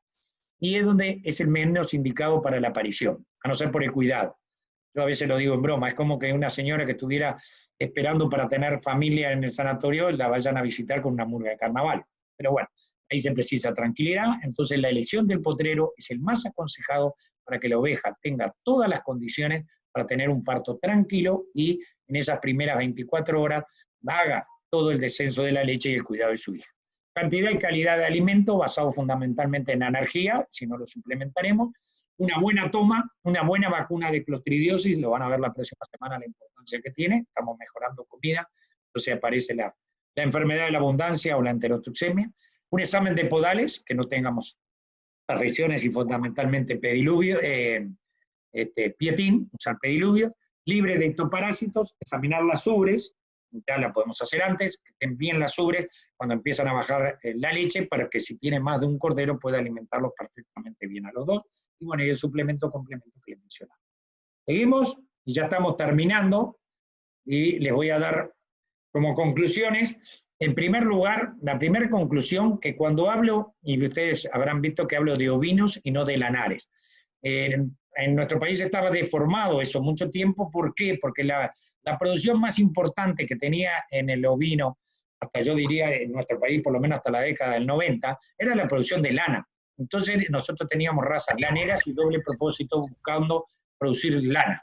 Pero la especie ovina no es lanar, es especie ovina, porque además de lana nos da carne, que es una gran opción hoy y que el Uruguay la está desarrollando y la está usufructando muy bien con las distintas razas que hay, y acá sí no está la raza lanera. Es una raza, y se justifica mucho más las razas carniceras, pero eso entonces tiene lana, tiene carne, tiene leche, tenemos zona lechera más chica, pero en otros países está muy desarrollada, o sea que nos da lana, carne, leche, y como digo yo, plata y amigos. O sea que da 5 cosas y no es solo lana, entonces no la encierro en lanares. Hablo de ovino, especie que tiene la particularidad de que es sumamente rentable, enfréntenla a cualquier otro tipo de negocio y es el más rentable de todo. Tiene la contra, porque entonces me dirán ustedes por qué no está tapado de ovino, es que no cifra. Es decir, para que cifre, tiene que tener una cantidad muy grande de ovino y se precisa entonces una superficie importante. ¿Por qué ha bajado el stock en el mundo? ¿Por qué ha bajado el stock en Uruguay? Porque aparecieron otras sesiones que bienvenido sea en el sector agropecuario, en nuestro país en particular, llámese intensificación de agricultura, de producción de carne bovina, sacando animales más jóvenes, forestación, etcétera, que ha llevado que alguien tenía que ceder terreno, y lo cedió el ovino, porque además hay otras que no me gusta dar las partes negativas, yo hablo siempre en positivo, pero de partes negativas como puede ser que lo hay el abigeato, los predatores, los perros, y como también algunos problemas sanitarios, caso concreto de la miasis, que en nuestro país son limitantes, que se sumaría a veces a la falta de la gente que se ha ido del campo, que no está, y entonces no se le da el cuidado o no saben trabajar con el ovino. Se puede trabajar con la oveja, se trabaja con la oveja y no se pasa con trabajo con la oveja. Para eso tenemos que capacitarnos, tenemos que saber y usar otras herramientas modernas, como puede ser el uso del perro. Como conclusión en sanidad, y vuelvo a la sanidad después de este breve comentario, la sanidad ovina no es costosa. Muchas veces es un problema financiero y no económico. No tenemos plata en ese momento. O sea, vendimos los corderos, si es lanera vendimos la lana, o si es doble propósito lana y cordero, entonces no tenemos plata en ese momento. Tenemos que programar y tener una sanidad, poder cumplir con una sanidad que, como dije, no es un gasto de inversión. En la parasitosis interna, un control racional e integrado, evitar el piso, o sea, lo peor de todo, que hay un riesgo sanitario, o un techo técnico, dar y dar para tenerlo mejor, que ahí vamos a cuestionar resistencia. El pietín, basado en la control y tendiendo la erradicación, las enfermedades infecciosas si tenemos vacuna, prevención, y si no tenemos vacuna, cuidado de las mismas y exámenes clínicos. Y los citoparásitos, prevención y concertar con los vecinos. La próxima, y esta la pongo siempre, porque después de muchos años, muchas veces uno habla con el productor, le dice, el productor o el técnico, no me gusta diferenciar productor o técnico, digo al tenedor de ovino, y te dice, pero usted me va a decir a mí que viví entre las ovejas lo que tengo que hacer. Yo cuando era joven me lo decía mucho, ahora me respeto un poquito más, no es que me capaz que me considera un poquito más. Y yo siempre le digo, el avestruz, que es típico de acá, ñandú o como ustedes quieran llamarle, vive entre las ovejas y no sabe nada. Y tal vez, y sin el tal vez, el principal avestruz sea yo. Viví entre las ovejas y de repente aún no sé nada. Seguí en la próxima, quedan 2 y ya te dejo, Marcela. Hay que asesorarse. Un experto y el que sabe más en algo a veces tiene que tomar una opción y tiene que asesorarse para ver lo mejor. Y esto es para desinhibirlos y que pregunten tranquilamente. Y les doy entonces la última, que es más que nada lo que pretendo con estas charlas, porque siempre el tema sanitario es como el tema triste, y el que todos sabemos. Yo creo que vuelve a amanecer para los productores ovinos, que tenemos que seguir apostando a ello, que no excluye que el sistema ovino o la producción ovina puede ser una producción en pequeños, no me gusta ya en pequeños productores, en productores de pequeña escala, porque son grandes productores si vamos a los que producen, o puede ser también pequeño en otros sistemas de producción o sistemas de producción de gran escala como un rubro complementario, nunca secundario. Las preguntas, muchísimas gracias, de repente fue muy rápido, de repente no fue muy concreto, pero tenía que cumplir con el tiempo y darles este pantallazo, lo que no implica que quedo totalmente a la orden para ahora, cuando ustedes lo deseen. Bueno, muchas gracias, Jorge. Muchas gracias. La verdad es que me ha parecido súper interesante el resumen que nos has hecho. Y lo que yo voy a hacer ahora es leer algunas de las preguntas que salieron en el chat, de modo de dar respuesta a algunas consultas que fueron escribiendo mientras estábamos hablando, ¿ya? Y de ese modo ir generando esta conversación. Voy a leer y si alguien quiere hacer alguna pregunta también con el micrófono abierto, también me lo solicita. Pregunta Ignacio, Jorge, ¿cuántos días de descanso necesita un potrero para que se mueran las larvas de los parásitos? Una pregunta súper concreta. Muchas gracias, Ignacio. Como decimos siempre, muy buena la pregunta. Es buena la pregunta, sin lugar a duda. Concretamente, lo que se habla es de 60 a 90 días para considerar una pastura segura. Es decir, un descanso de 60 a 90 días. Si podés 90 días es lo ideal. Si pudieras más días, mejor. Y ahí pasaríamos a hacer ya una pastura libre cuando lleva por lo menos 6 meses, que es en la parte agrícola, cuando nos mezclamos con la agrícola. Eso es en concreto. ¿Ya? Otra pregunta, ¿con qué valores de HPG, de huevos por gramos, recomiendas desparasitar? Está bien, está buena, es decir, en categorías jóvenes, con más de alrededor de 800 huevos por gramo, ya empezamos a abrir los ojos. Lo que sí también quiero decirles, que si nosotros tenemos una dieta rica en proteínas, como veíamos, una dieta abundante, de repente puede haber cargas mayores y podemos esperar un poco más. Si bien, y les voy a explicar el por qué. Porque le estamos, desde el punto de vista de eficiencia, es malísimo. Le estamos dando a comer al o un animal que no tiene la mejor conversión. Pero nos permite que de repente, yo estoy a un mes del último tercio, donde voy a dar una buena toma y la voy a pasar a un potrero reservado y libre, entonces le prefiero que se me carguen un poco más y dar ahí, y no dar 2 tomas o esquivar la otra. Es decir, tratar de evitar la frecuencia, el uso indiscriminado de tomas. Entonces ahí lo puedo manejar, pero a partir de los 800 huevos ya empiezo a abrir el ojo. Ok. Jorge, con respecto a eso, tú hablaste de que normalmente al mínimo testear 10 animales por rebaño, ¿no es verdad? Sí. Si lo llevamos a porcentaje, ¿tratas de usar normalmente como un 5% de los animales? Mira, parte de lo que uno ha aprendido, de lo poquito, lo mucho que se ha aprendido, es que nosotros tenemos que dar recomendaciones que sean prácticas de hacer y que no nos compliquen. Entonces, Ok. evidentemente, si vos testeás el 100% de los animales, es mucho más dato, es mucho más fiel el resultado. Entonces, para hacer algo práctico, nosotros pensamos, dentro de lo posible, en el mayor porcentaje que pueda sacar, mejor va a ser el dato. Para evitar eso, hacemos 10, un mínimo de 10 a 20. Te explico. ¿Qué hacemos? Muchas veces hacemos lo que se llama el rastreador. Identificamos 10 animales, le ponemos una caravana, entonces nos muestreamos siempre esos 10 mismos. Entonces vemos 10 o 20. Entonces vemos en eso cómo va ese animal. El 1 tenía 300 huevos, ahora tiene 500. El 2 tenía 700, ahora tiene 800. Los vamos siguiendo. Que, no, si yo te pido el 20%, que sería algo que podría ser, en 100 animales es un bollo. Pero si tenés 2.000 o 5.000 o 50.000, como hay estancias, establecimientos acá en el Uruguay, te complico la vida, totalmente. Cuando termina de hacer los análisis, le murió la oveja.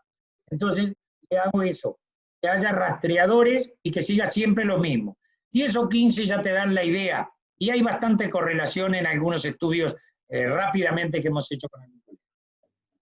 Ok, bueno, voy a seguir con eso. Esto ya un poco lo mencionaste, pero aquí preguntan qué manejo recomiendas cuando decides desparasitar, ayuno, cambio de potrero. ¿Algo mencionaste ya? Si quieres profundizarlo.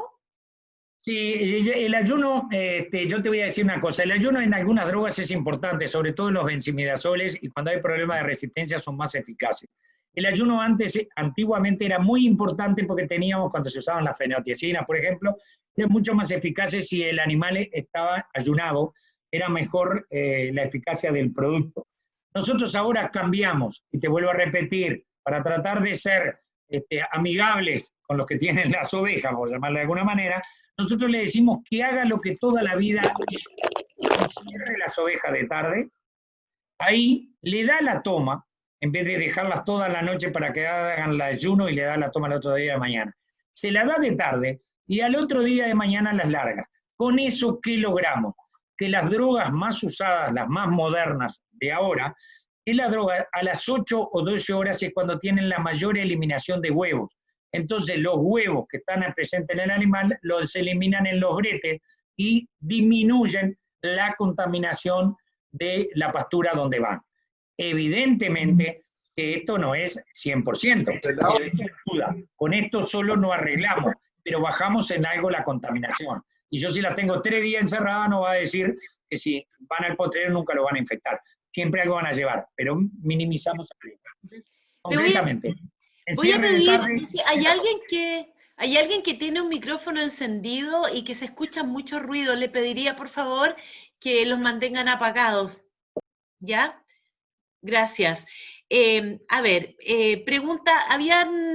otra pregunta acá. Eh, una pregunta muy, muy concreta, que cómo manejas de mejor manera la separación de la muralla y también cómo evitar la contaminación de los baños para no tener manquera. Dos preguntas. La separación de muralla es muy fácil. Si tú querés, y sobre todo en reproductores, con una tijera, tenía una foto, no se la mostré, la tengo, le hacen una media luna, le sacan toda la muralla externa que está mal, a llegar a donde está pegada, que es donde va a crecer después el corte. Y con respecto a la manquera, a la post-balneación, lo primero que tenemos que cambiar es la tradición. Tradicionalmente, cuando se prepara el baño, ahí se le pone el antiséptico, que antiguamente se usaban sobre todo los clorofenatos, luego por problemas de contaminación se han dejado de usar, por lo menos en nuestro país. Entonces se usan más que nada el caso depende del sulfato de cobre, formol, etc. Entonces lo que hacemos es, de entrada, usamos con agua limpia, con producto limpio, usamos eso, y en la medida que va ensuciando el baño, le vamos agregando el antiséptico correspondiente. Con eso se logra bien. El tema balneación es otro tema muy apasionante y muchos errores que cometemos que tenemos que mejorarlo. Uno es eso, preparar y evitar la contaminación para que no prolifere la erisipelatriz insidiosa y ocasione la manquera oval. Oye, Jorge, un comentario que quería hacer yo hace varios años que ya uso sulfato de zinc, ¿ya? Pero a mí me sorprende todavía porque todavía muchos productores siguen usando formalina o sulfato de cobre, ¿ya? Entonces me gustaría que te refieras a eso porque a mí me parece que el sulfato de zinc realmente es el producto de elección, pero sería bueno para que aclaremos ese concepto y sobre todo por los que siguen usando los otros productos. Totalmente de acuerdo, yo agregaría los fenoles y cresoles, pero totalmente de acuerdo, iría descartando más cada vez y cada vez más el tema tanto de bueno, ni que tal vez el formol, y también el tema de sulfato de cobre, porque además con producciones de lana, que siempre hay algo de lana, tienen todas las complicaciones que trae. El sulfato de zinc de elección, sin lugar a dudas, y además ayuda para algunos problemas, sobre todo en razas laneras, que ocasionan la dermatofilosis, ayuda como un buen tratamiento. Así que estamos de acuerdo, sulfato de zinc, fenoles, cresoles, eso siempre preferentemente tanto al cloro, al formol como al sulfato de cobre. Estamos de acuerdo. A ver, preguntan acá, en cuanto a los hongos que fueron mencionados en el control de parásitos internos, a los hongos que fueron mencionados, ¿tienen un nombre comercial o se encuentran contenidos en algún producto? No, es decir, los hongos eran los hongos estercoleros, que son los que hay, que muchas veces se utilizaban y que partieron sobre todo por el efecto que ocasiona ese hongo en las larvas cuando se elimina en la materia fecal. Pero evidentemente que no hay estudios, nada más de estudios de investigación, y además otro de los inconvenientes que tiene es que la administración de ellos, en algunas pruebitas que hemos hecho, tiene que ser diaria. Entonces para sistemas extensivos, semi-extensivos se hace muy complicado. Tendría que ser ya sistemas racionados y donde podamos controlar que todos los animales los consumen en igual cantidad día a día. A ver, preguntan acá, ¿qué productos utilizan para control de hongos y ectoparásitos?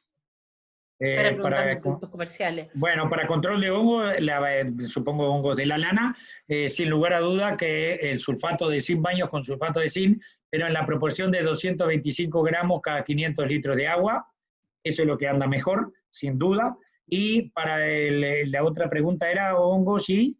Ectoparásitos. Y para ectoparásitos, sin lugar a duda que hoy estamos tan totalmente prohibido todo lo que sea arsenicales y clorados por los residuos que deje la contaminación al ser humano, a través de su producto directamente. Lo que se usa más comúnmente son los fosforados y los piretroides, teniendo los cuidados convenientes que hay que tener en el uso de los mismos, evitando todo lo que sea presencia de residuos y luchando en algo que es fundamental para todos los países, porque es la base hoy del comercio y que es muy reclamado por los promitentes compradores, que es la inocuidad de los distintos productos. Con respecto a la resistencia a las ivermectinas que ustedes tienen, yo creo que eso, me recuerdo haberlo escuchado cuando estuvimos en el Uruguay hace unos años atrás. ¿Cómo lo están manejando? ¿Cómo lo han manejado? Acá te voy a manejar un concepto que no lo manejé muy por arriba. El problema de resistencia no es 0 o 100, son grados de resistencia. Sí dice que un producto tiene resistencia cuando no tiene una eficacia menor al 95%. Entonces, ¿qué pasa? Cuando nosotros dijimos eso, cuando hicimos ese estudio que se hizo en Uruguay, Argentina, Brasil y Chile, Brasil y Paraguay, nosotros se demostró claramente que con ese corte que se hacía, que es el que se recomienda a nivel mundial, con ese corte, el 92.5% de los establecimientos del Uruguay, que fueron elegidos totalmente al azar, con un diseño estadístico adecuado, tenían algún grado de resistencia. ¿Qué pasó? En ese momento, la ivermectina, que tenía solo un producto, que era el Ivomec, digo el nombre comercial, que tenía todavía la patente exclusiva, ese era carísimo. Pero entonces en ese encontramos en 1.2 de todos esos predios que había resistencia. 1.2 en vez de 92.5. ¿Qué hicieron la mayoría de los productores? En primer lugar, empezar a usar la ivermectina masivamente. ¿Qué hicieron además? ¿Qué pasó? En el mercado aparecieron los genéricos, todos los otros abavermectinas, pero de otros orígenes, no la droga madre. Con todos esos genéricos se usó masivamente y apareció un gen mayor a nivel de Moncus, que ese gen mayor lo hace resistente. Entonces, para el Moncus en nuestro país es prácticamente cero su uso. Muy bueno en todos los otros parásitos gastrointestinales, muy bueno como ectoparasiticida, específicamente para sarna, pero no es el adecuado para el Moncus. Hay en lugares que se usa, pero la mayoría de los predios lo descartamos. Ok. A ver, me voy a saltar. Por aquí me preguntaron en un momento qué pasaba con la fasciola hepática en Uruguay, ¿ya? Está buena la Y pregunta. eso es importante porque nosotros tenemos problemas importantes de fasciola y te pregunta, y también voy a aprovechar el tiro de leerte esto que te preguntan cómo ha sido tu experiencia con el uso de nitroxinil y si es verdad que si en infecciones altas la cura, preguntan acá, pregunta Ivania. ¿Ya? O Bueno, que, claro. te voy a decir, me quedó un tintero, además capaz que estoy saludando a un amigo que capaz que está presente. Dentro de la ivermectina habíamos dicho 0 para nuestro país, pero después tenemos 2 drogas con una eficacia brutal. Una de ellas es el Monepantel, el Solvis, donde hicimos los trabajos con un chileno acá en el Uruguay, el amigo, el doctor Bustamante, gran amigo. Bueno, lo que quería, volviendo a la pregunta concreta, después la pregunta concreta es el problema de la fasciola hepática o SAWIP en nuestro país está determinado. Es decir, hay zonas donde la verdad que es muy, muy grave. Todos saben ustedes que este parásito cumple un ciclo indirecto y tiene que estar presente la línea Viatris, que es el huésped intermediario. Eso en el Uruguay no está en todos los países, en todos los departamentos y en todos los establecimientos, sino que está radicado sobre todo en algunas zonas que están bien precisadas o en los campos que tengan mayor humedad. Entonces ahí hay que hacer el tratamiento, es el tratamiento del otoño y el tratamiento de la primavera. Sin dar receta, pero para que tengan una idea, el uso tanto de los closanteles como de los nitrociniles, 2 dosis en marzo y una en agosto, hace un buen control, un buen control.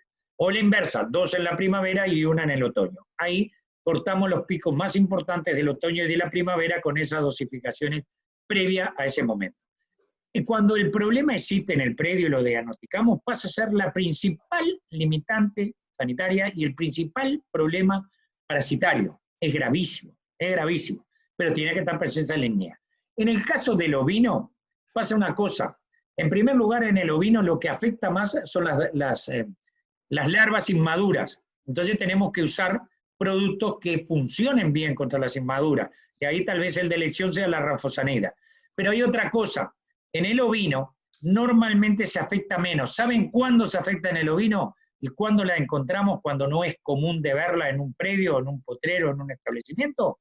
En veranos secos. Cuando vienen secos, de época seca y masiva, la oveja, que normalmente ustedes saben es de comer en suelos más bien superficiales y más bien secos, la oveja va a la zona de bañados, que está bastante seca, a la zona de bañados, orillas de tajamares, arroyos, es decir, donde hay aguadas, y ahí está presente el SAWIP porque ahí es donde está presente la línea Viatris y entonces se contamina. O sea que esa es la consideración que hay que tener en cuenta.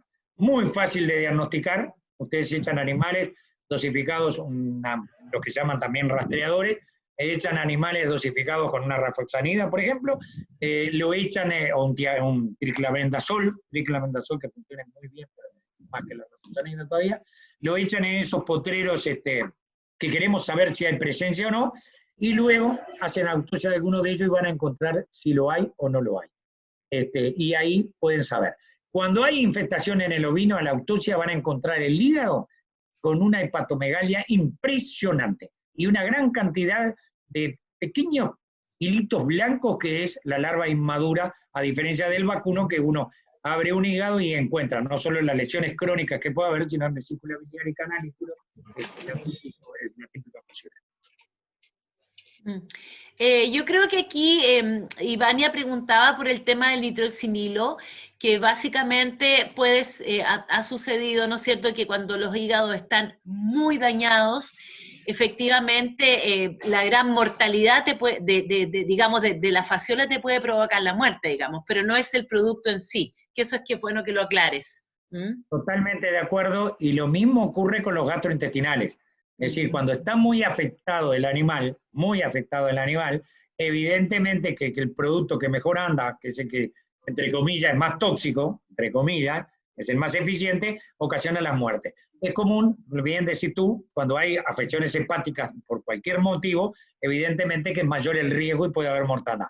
Lo mismo pasa para los gastrointestinales. Nosotros llamamos a los gastrointestinales porque es lo que más se conoce. Entonces, un animal con una gran infestación de moco, cuando uno lo va trasladando, se queda, se echa. Ese animal, si tú le das una dosificación entera, termina muriendo. Si tú lo movés, lo subís en una camioneta, en un caballo o al hombro en una carretilla, el hecho de moverlo también lo mata. ¿Por qué? Por la gran infestación que tiene. En un caso, afectado el hígado, en otro caso, afectado el hígado. Oye, Jorge, una consulta que me gustaría hacerte, voy matizando con algunas dudas mías o nuestras. Con respecto a las vacunas, mencionaste vacuna para eczema contagioso, mencionaste vacuna para foot rot. ¿Esas vacunas las han desarrollado ustedes en Uruguay o las traen desde Nueva Zelanda o desde Australia? Primer concepto, vacuna previene, la vacuna tiene que tener el agente inactivado o lo que sea, y además no protege 100%. Entonces, la vacuna acá en el país, la que se produce sin lugar a dudas, es la vacuna contra el eczema contagioso. Una vacuna muy fácil de realizar por escarificación, con muy buena protección. Esa se utiliza. Después, la vacuna de clostridiosis se generan también en el país. Tenemos monovalentes contra un solo clostridio o polivalentes contra varios clostridios, contra todos los clostridios. No, disculpa, yo te preguntaba por eczema y foot rot porque acá nosotros efectivamente que usamos la vacuna contra clostridiosis, ¿no es verdad? Que de hecho Sí. vienen de Oceanía, pero no tenemos vacuna contra eczema ni contra foot rot ni tampoco contra pseudotuberculosis. Entonces, básicamente, como ustedes tienen esa vacuna, te pregunto por eso justamente, o sea, ¿esa industria la han desarrollado allá ustedes? De esa vacuna. Voy más concreto. No, la de eczema contagioso sí se hace acá. Es muy fácil de realizar, cualquier laboratorio sencillamente lo puede hacer. No hay ningún mayor problema. A veces hay una contraindicación por el bienestar animal, pero se puede hacer y bien. Las vacunas de foot rot acá no se han desarrollado. La hemos probado y usado todas. Y como una herramienta más en un programa de control funcionan bien. A veces la limitante que tiene para nosotros es el costo. Y entonces, como bien dice el prospecto de las vacunas, vas a ver que dice que se usa también previo al otoño y previo a la primavera, hay que hacer 3 dosis al año, pero hay que seguir haciendo las medidas de eliminación de portadores crónicos, uso de pediluvios y los especiales. O sea que lo sustituimos por una clínica bien hecha cuando nos da la relación costo-beneficio. Pero no hay hechas en el Uruguay. Hemos traído de Nueva Zelanda, hemos probado también de España y también de Brasil. Perfecto. Lo hemos usado y se venden. Bueno, aquí ya, yo creo que ya vamos a ir terminando pero bueno, voy a leer las últimas preguntas ya que están acá. No sé si estás muy cansado, Jorge. ¿Seguimos? No, yo estoy notable. Además, discúlpame, un corte. Además, como decimos siempre, mientras estamos en esto, todas las consultas las hacen con todo gusto. Después que terminamos, las consultas 500 pesos, las consultitas 500 pesos. Ya, a ver, tratamiento eficaz para el control de melófagos subinos o falsa garrapata. Sí, lo hablamos el otro día, cuando he estado ahí en Chile, siempre es un problema que hay y que me lo han planteado. Nosotros acá no lo tenemos, pero son los tratamientos comunes en base a inyectables o a los baños. Ya. Oye, una pregunta, ¿ustedes han usado, o había un producto que salió, no hablamos de hidatidosis, ¿no? Pero hubo una vacuna que se empezó a hablar de hidatidosis, que empezaron a probar. ¿Ustedes tienen experiencia de eso? Mira, nobleza obliga, no conozco mayormente, tengo idea, a pesar de eso que estoy trabajando mucho en zoonosis, en la comisión de zoonosis, donde el tema de hidatidosis es importantísimo. Y bien dijiste tú, siempre nos pasa eso. Hablamos de la sanidad y nos olvidamos de la más importante de todo. Uruguay fue campeón mundial, tenía una prevalencia altísima. Lo más importante de todo que es la hidatidosis, que es una zoonosis gravísima. Pero no tengo mayor experiencia del uso de la vacuna y ahí el control pasa fundamentalmente en el cuidado del perro, en el uso de los praziquanteles y también en las castraciones para aquellos perros que no tengan una tenencia adecuada como debe ser y un cuidado adecuado. Ok, vamos viendo. Preguntan por aquí ¿qué tan efectivos son los forrajes nutracéuticos para el control de nematodos, si tienes experiencia? No, no tengo experiencia, pero todo lo que sea rico en proteína o en tanino ayuda muchísimo para el control de los nematodos. Perfecto. Por ahí preguntan qué productos recomendarías para desparasitar lechones o corderos pequeños. Lechales, supongo que a usted Lechales. le dan lechones. Lechones o corderos pequeños, cualquiera lo podés utilizar. Acá, mira, la única experiencia en muchísimos años que tuvimos, antes de los 15 días es muy difícil que el cordero se infecte, ¿no? Y ahí es prácticamente vive de la leche. Y en una seca monstruosa encontramos a los 15 días y después revisando la bibliografía podía darse porque buscaba en el pasto lo que no encontraba en la leche, y pasto tampoco había, pero había lombrices. Pero digo, a partir de los 20 días, un mes, cuando justifique, cualquier producto se puede utilizar, tratamos de evitar en esos animales chicos dosis grandes y de repente los fosforados. Ya. Ok, ¿qué preguntan si han utilizado plantas que tienen propiedades antihelmínticas, por ejemplo, como chicoria? Plantas con propiedades antihelmínticas, Jorge. Por ejemplo, la chicoria.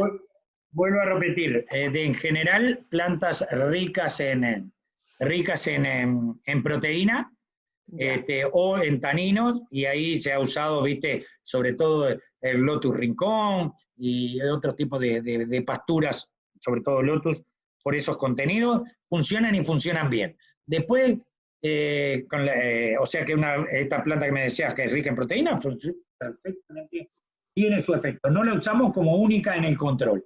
Y hemos probado, digo, también todo tipo de plantas y de medicamentos y otro tipo de alternativas. Siempre me acuerdo de la genjo, las curos que hicimos, pues se usaba en humanos para los iurus, a ver si podía funcionar en el ovino, pero la verdad que no encontramos nada de esos productos que puedan ser eficaces. Ya. Mire, y voy a leer las dos últimas preguntas, Jorge. Los minerales a medir en sangre que sean relevantes, pregunta aquí Rodrigo Miller. Y bueno, no tengo la menor duda, calcio, fósforo, sin duda, dos minerales claves. Y bueno, en base, a partir de ahí, todo lo que puedas tener, bien, a veces si bien los perfiles metabólicos los considero de mucha importancia, yo tengo otras prioridades, yo tengo siempre que tratar de priorizar y ser eficiente.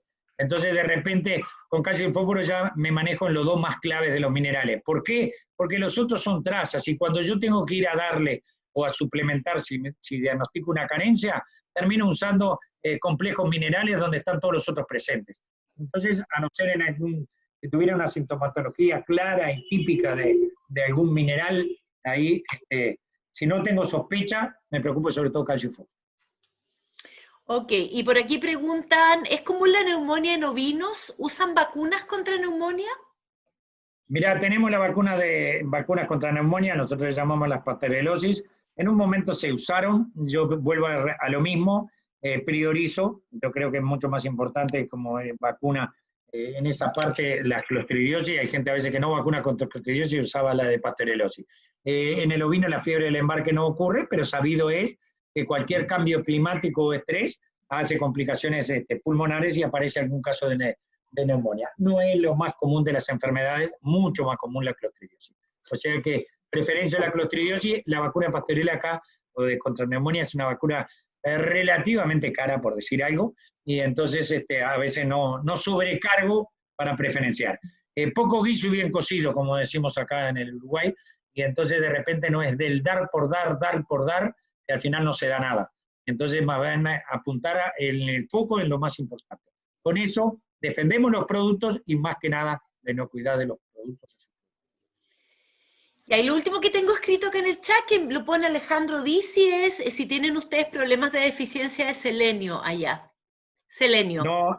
No la tenemos, alguna sospecha hubo en algún momento, pero lo consideramos, y eso más que nada como preventivo, es decir, en aquellos casos de que estamos haciendo una inseminación, que tenemos poco carnero o el carnero, ahí hacemos previo a la inseminación un tratamiento en base a vitamina A, D, E y selenio.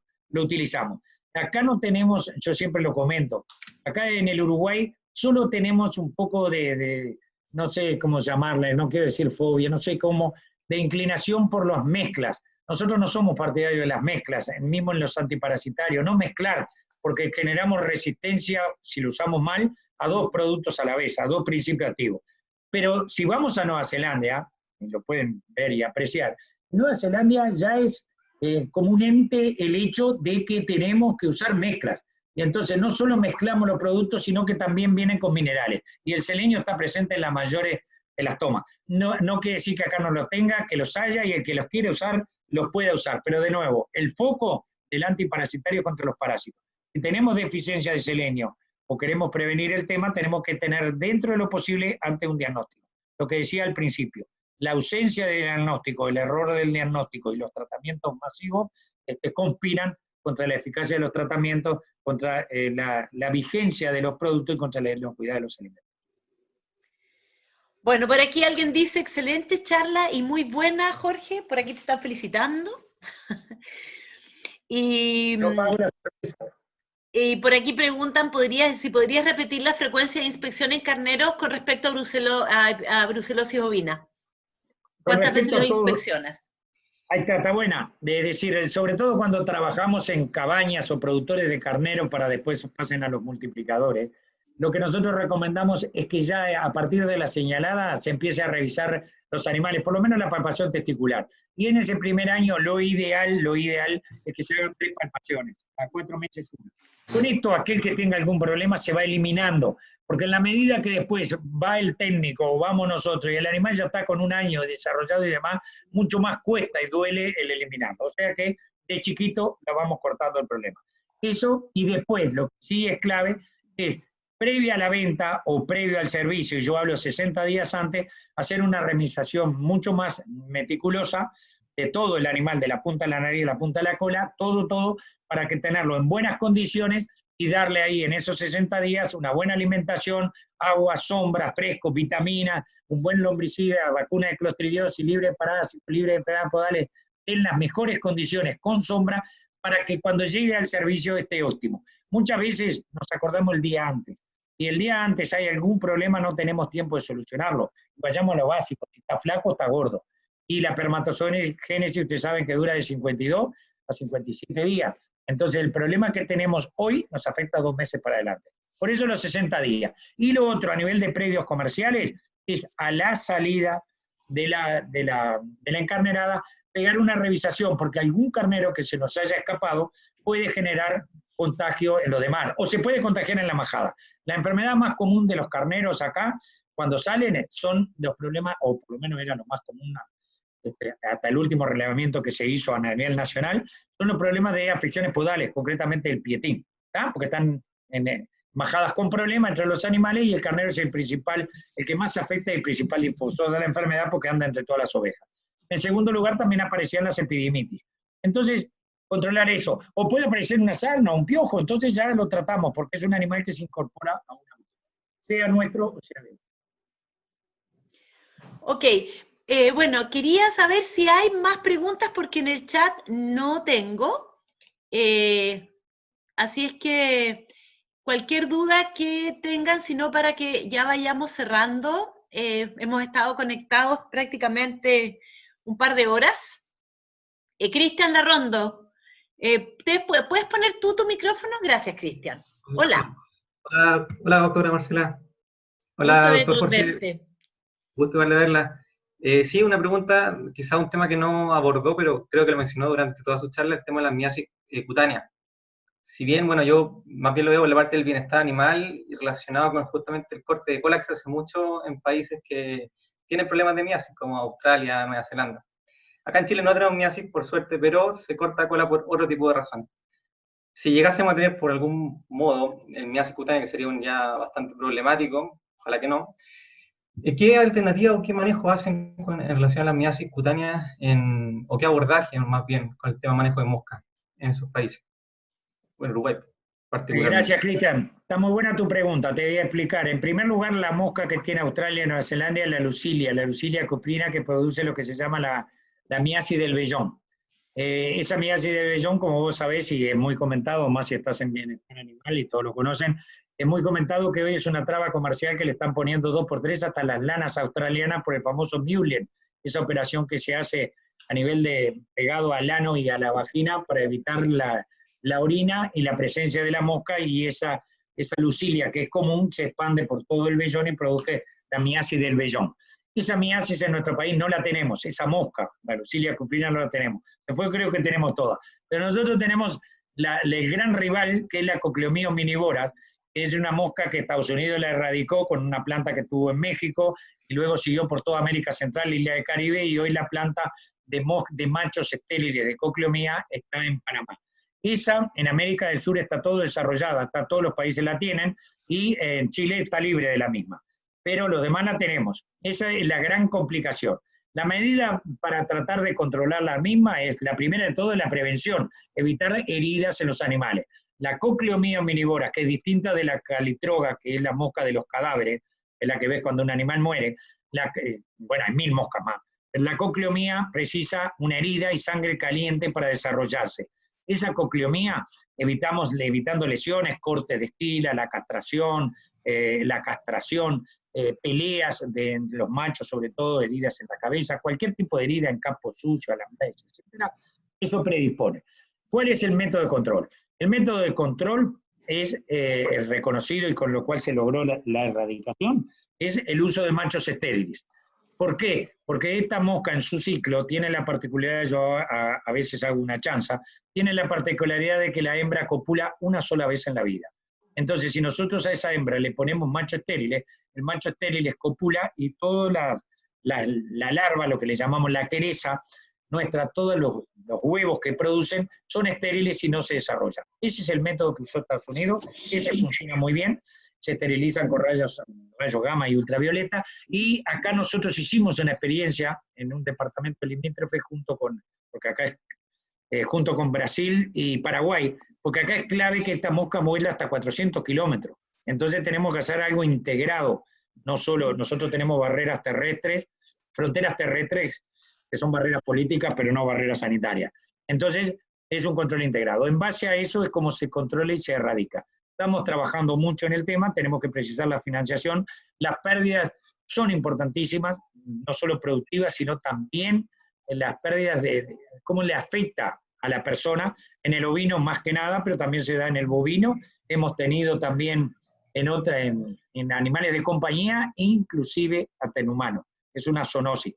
No es el caso de otros países. Hubo un gran episodio, no sé si están enterados, no viene al caso ya por el 90, cuando ingresó en Libia, donde se sumó a la falta de conocimiento, la pobreza que existía, la falta de educación, animales salvajes y desconocimiento total que afectó mucho y a los humanos. Quería ver si te contesté, si no, pregúntame. Sí, muchas gracias, doctor. Ok, bueno, yo creo que ya vamos terminando. Alejandro dice hace rato que pregunta sobre tema de Estrus ovis, ¿qué recomiendas? Así que te lo voy a preguntar porque me lo ha puesto en varios momentos, para Estrus ovis. Gracias, Alejandro, dale, hay que darle a todos, pues no pasa nada. Escúchame, el Estrus ovis, como ustedes saben, actúa sobre todo en el verano. Ahí es otra mosca que es la que actúa, y ella deposita los huevos larvados en los orificios de los hollares y puede durar hasta un año ese huevo, y el animal lo aspira y sufre. Nosotros lo que hacemos cuando vemos eso, que es fácil de diagnosticar, porque el animal, sobre todo en el verano, tose y larga una moquera, y esa moquera tiene unas estrías de sangre, ahí clínicamente ya podés sospechar que ese moco no es por la tierra, el movimiento, o por una neumonía, así que no es moco por Estrus, tiene estrías de sangre. Y ahí el tratamiento más aconsejado, y lo recomendamos, ahora te explico por qué, es el uso de los saboepicidas. Entonces nosotros en el verano sugerimos como toma de verano, si tenemos que dar, usar un closantel o un neutrosinil, que como tú sabes, es contra saboepé, por si hay alguno, y como les comentaba que la oveja en esa época de seca puede agarrarla, en lugares que no agarra, damos contra saboepé, anda muy bien los saboepicidas contra Hemoncus, que yo les mencionaba que es el parásito más importante, y corta si hubiera algo de oestrosis presente en los animales. Mira qué interesante. Bueno, yo la verdad es que te cuento aquí que hay personas que están de Argentina, de Paraguay, que nos dan las gracias, ¿ya? Así que bien interesante porque hemos compartido con colegas de otros lugares.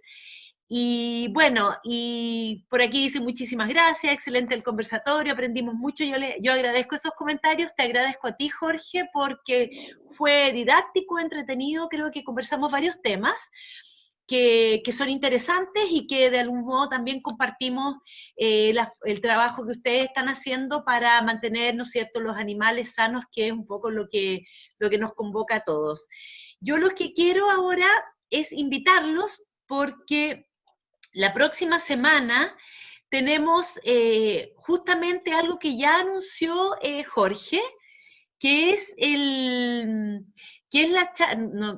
perdón, no puedo poner la pantalla, que es la charla del doctor Francisco Usal de la Universidad de Davis, que es médico veterinario, él es argentino y su especialidad son las clostridiosis. Entonces, la próxima semana, el próximo viernes, para ser más exactos, vamos a tener la posibilidad de compartir con el doctor Usal esta charla, que yo quería poner digamos, el díptico del flyer que tenemos preparado, pero como no lo puedo encontrar, se los voy a enviar por correo, ¿ya? Y además, también invitarlos para el próximo miércoles, que tenemos la charla del doctor Alberto Niño de Cepeda, en que vamos a hablar de un tema sumamente interesante, que es el tema del metano, de la emisión de metano por los animales, ¿no es cierto?, y todo este mito que existe sobre el tema de metano, cambio climático, y que es muy interesante y que vamos a poder entender varios de estos temas con su presentación. Bueno, sin más, les doy las gracias, les vamos a enviar las invitaciones para la próxima semana, tanto para el miércoles como para el viernes, a los correos que tenemos, y contarles también al final que las presentaciones que hemos estado haciendo en este ciclo de conversatorios, que como saben ustedes son dos, el de suelos y el de sanidad animal, todas las estamos grabando, las vamos a subir al canal de YouTube de la Universidad de Santo Tomás que tenemos con el Centro Visnova, y las vamos a poner a disposición de todos para que una vez que terminen los conversatorios puedan contar con toda esta información que realmente ha sido sumamente interesante. Bueno, les agradezco, muchas gracias Jorge por tu generosidad. Realmente es muy agradable contar con una persona que le gusta enseñar, como se nota que te gusta enseñar, y un abrazo a todos y espero que nos podamos ver la próxima semana, y la Universidad de Santo Tomás y el Centro Visnova esperan siempre estar contando con su grata presencia. Muchas gracias. Bueno, muchas gracias a todos ustedes, tratemos de superar esta pandemia todos juntos, y bueno, la alegría de estar, aunque sea de esta forma, con Chile. Y algo que, la del estribo, bienestar animal hoy tan importante, el otro día lo recordaba, el primer centro de bienestar animal de América lo tiene Uruguay junto con Chile, que después se agregó México. O sea que en muchas cosas estamos juntos y siempre velando por el bien de los animales y la productividad, que es la intención de esto. Un agradecimiento a todos ustedes, muchísimo gusto de haber compartido este rato y estamos totalmente a la orden, saben cómo y dónde localizarme. Estamos gratis, a la orden, y acuérdense una cosa, el conocimiento no tiene barreras. Júntense, asesórense y vamos por más todos. Vamos por más ovejas, hay que salvar las ovejas. Sin duda. Bueno, gracias. muchas gracias.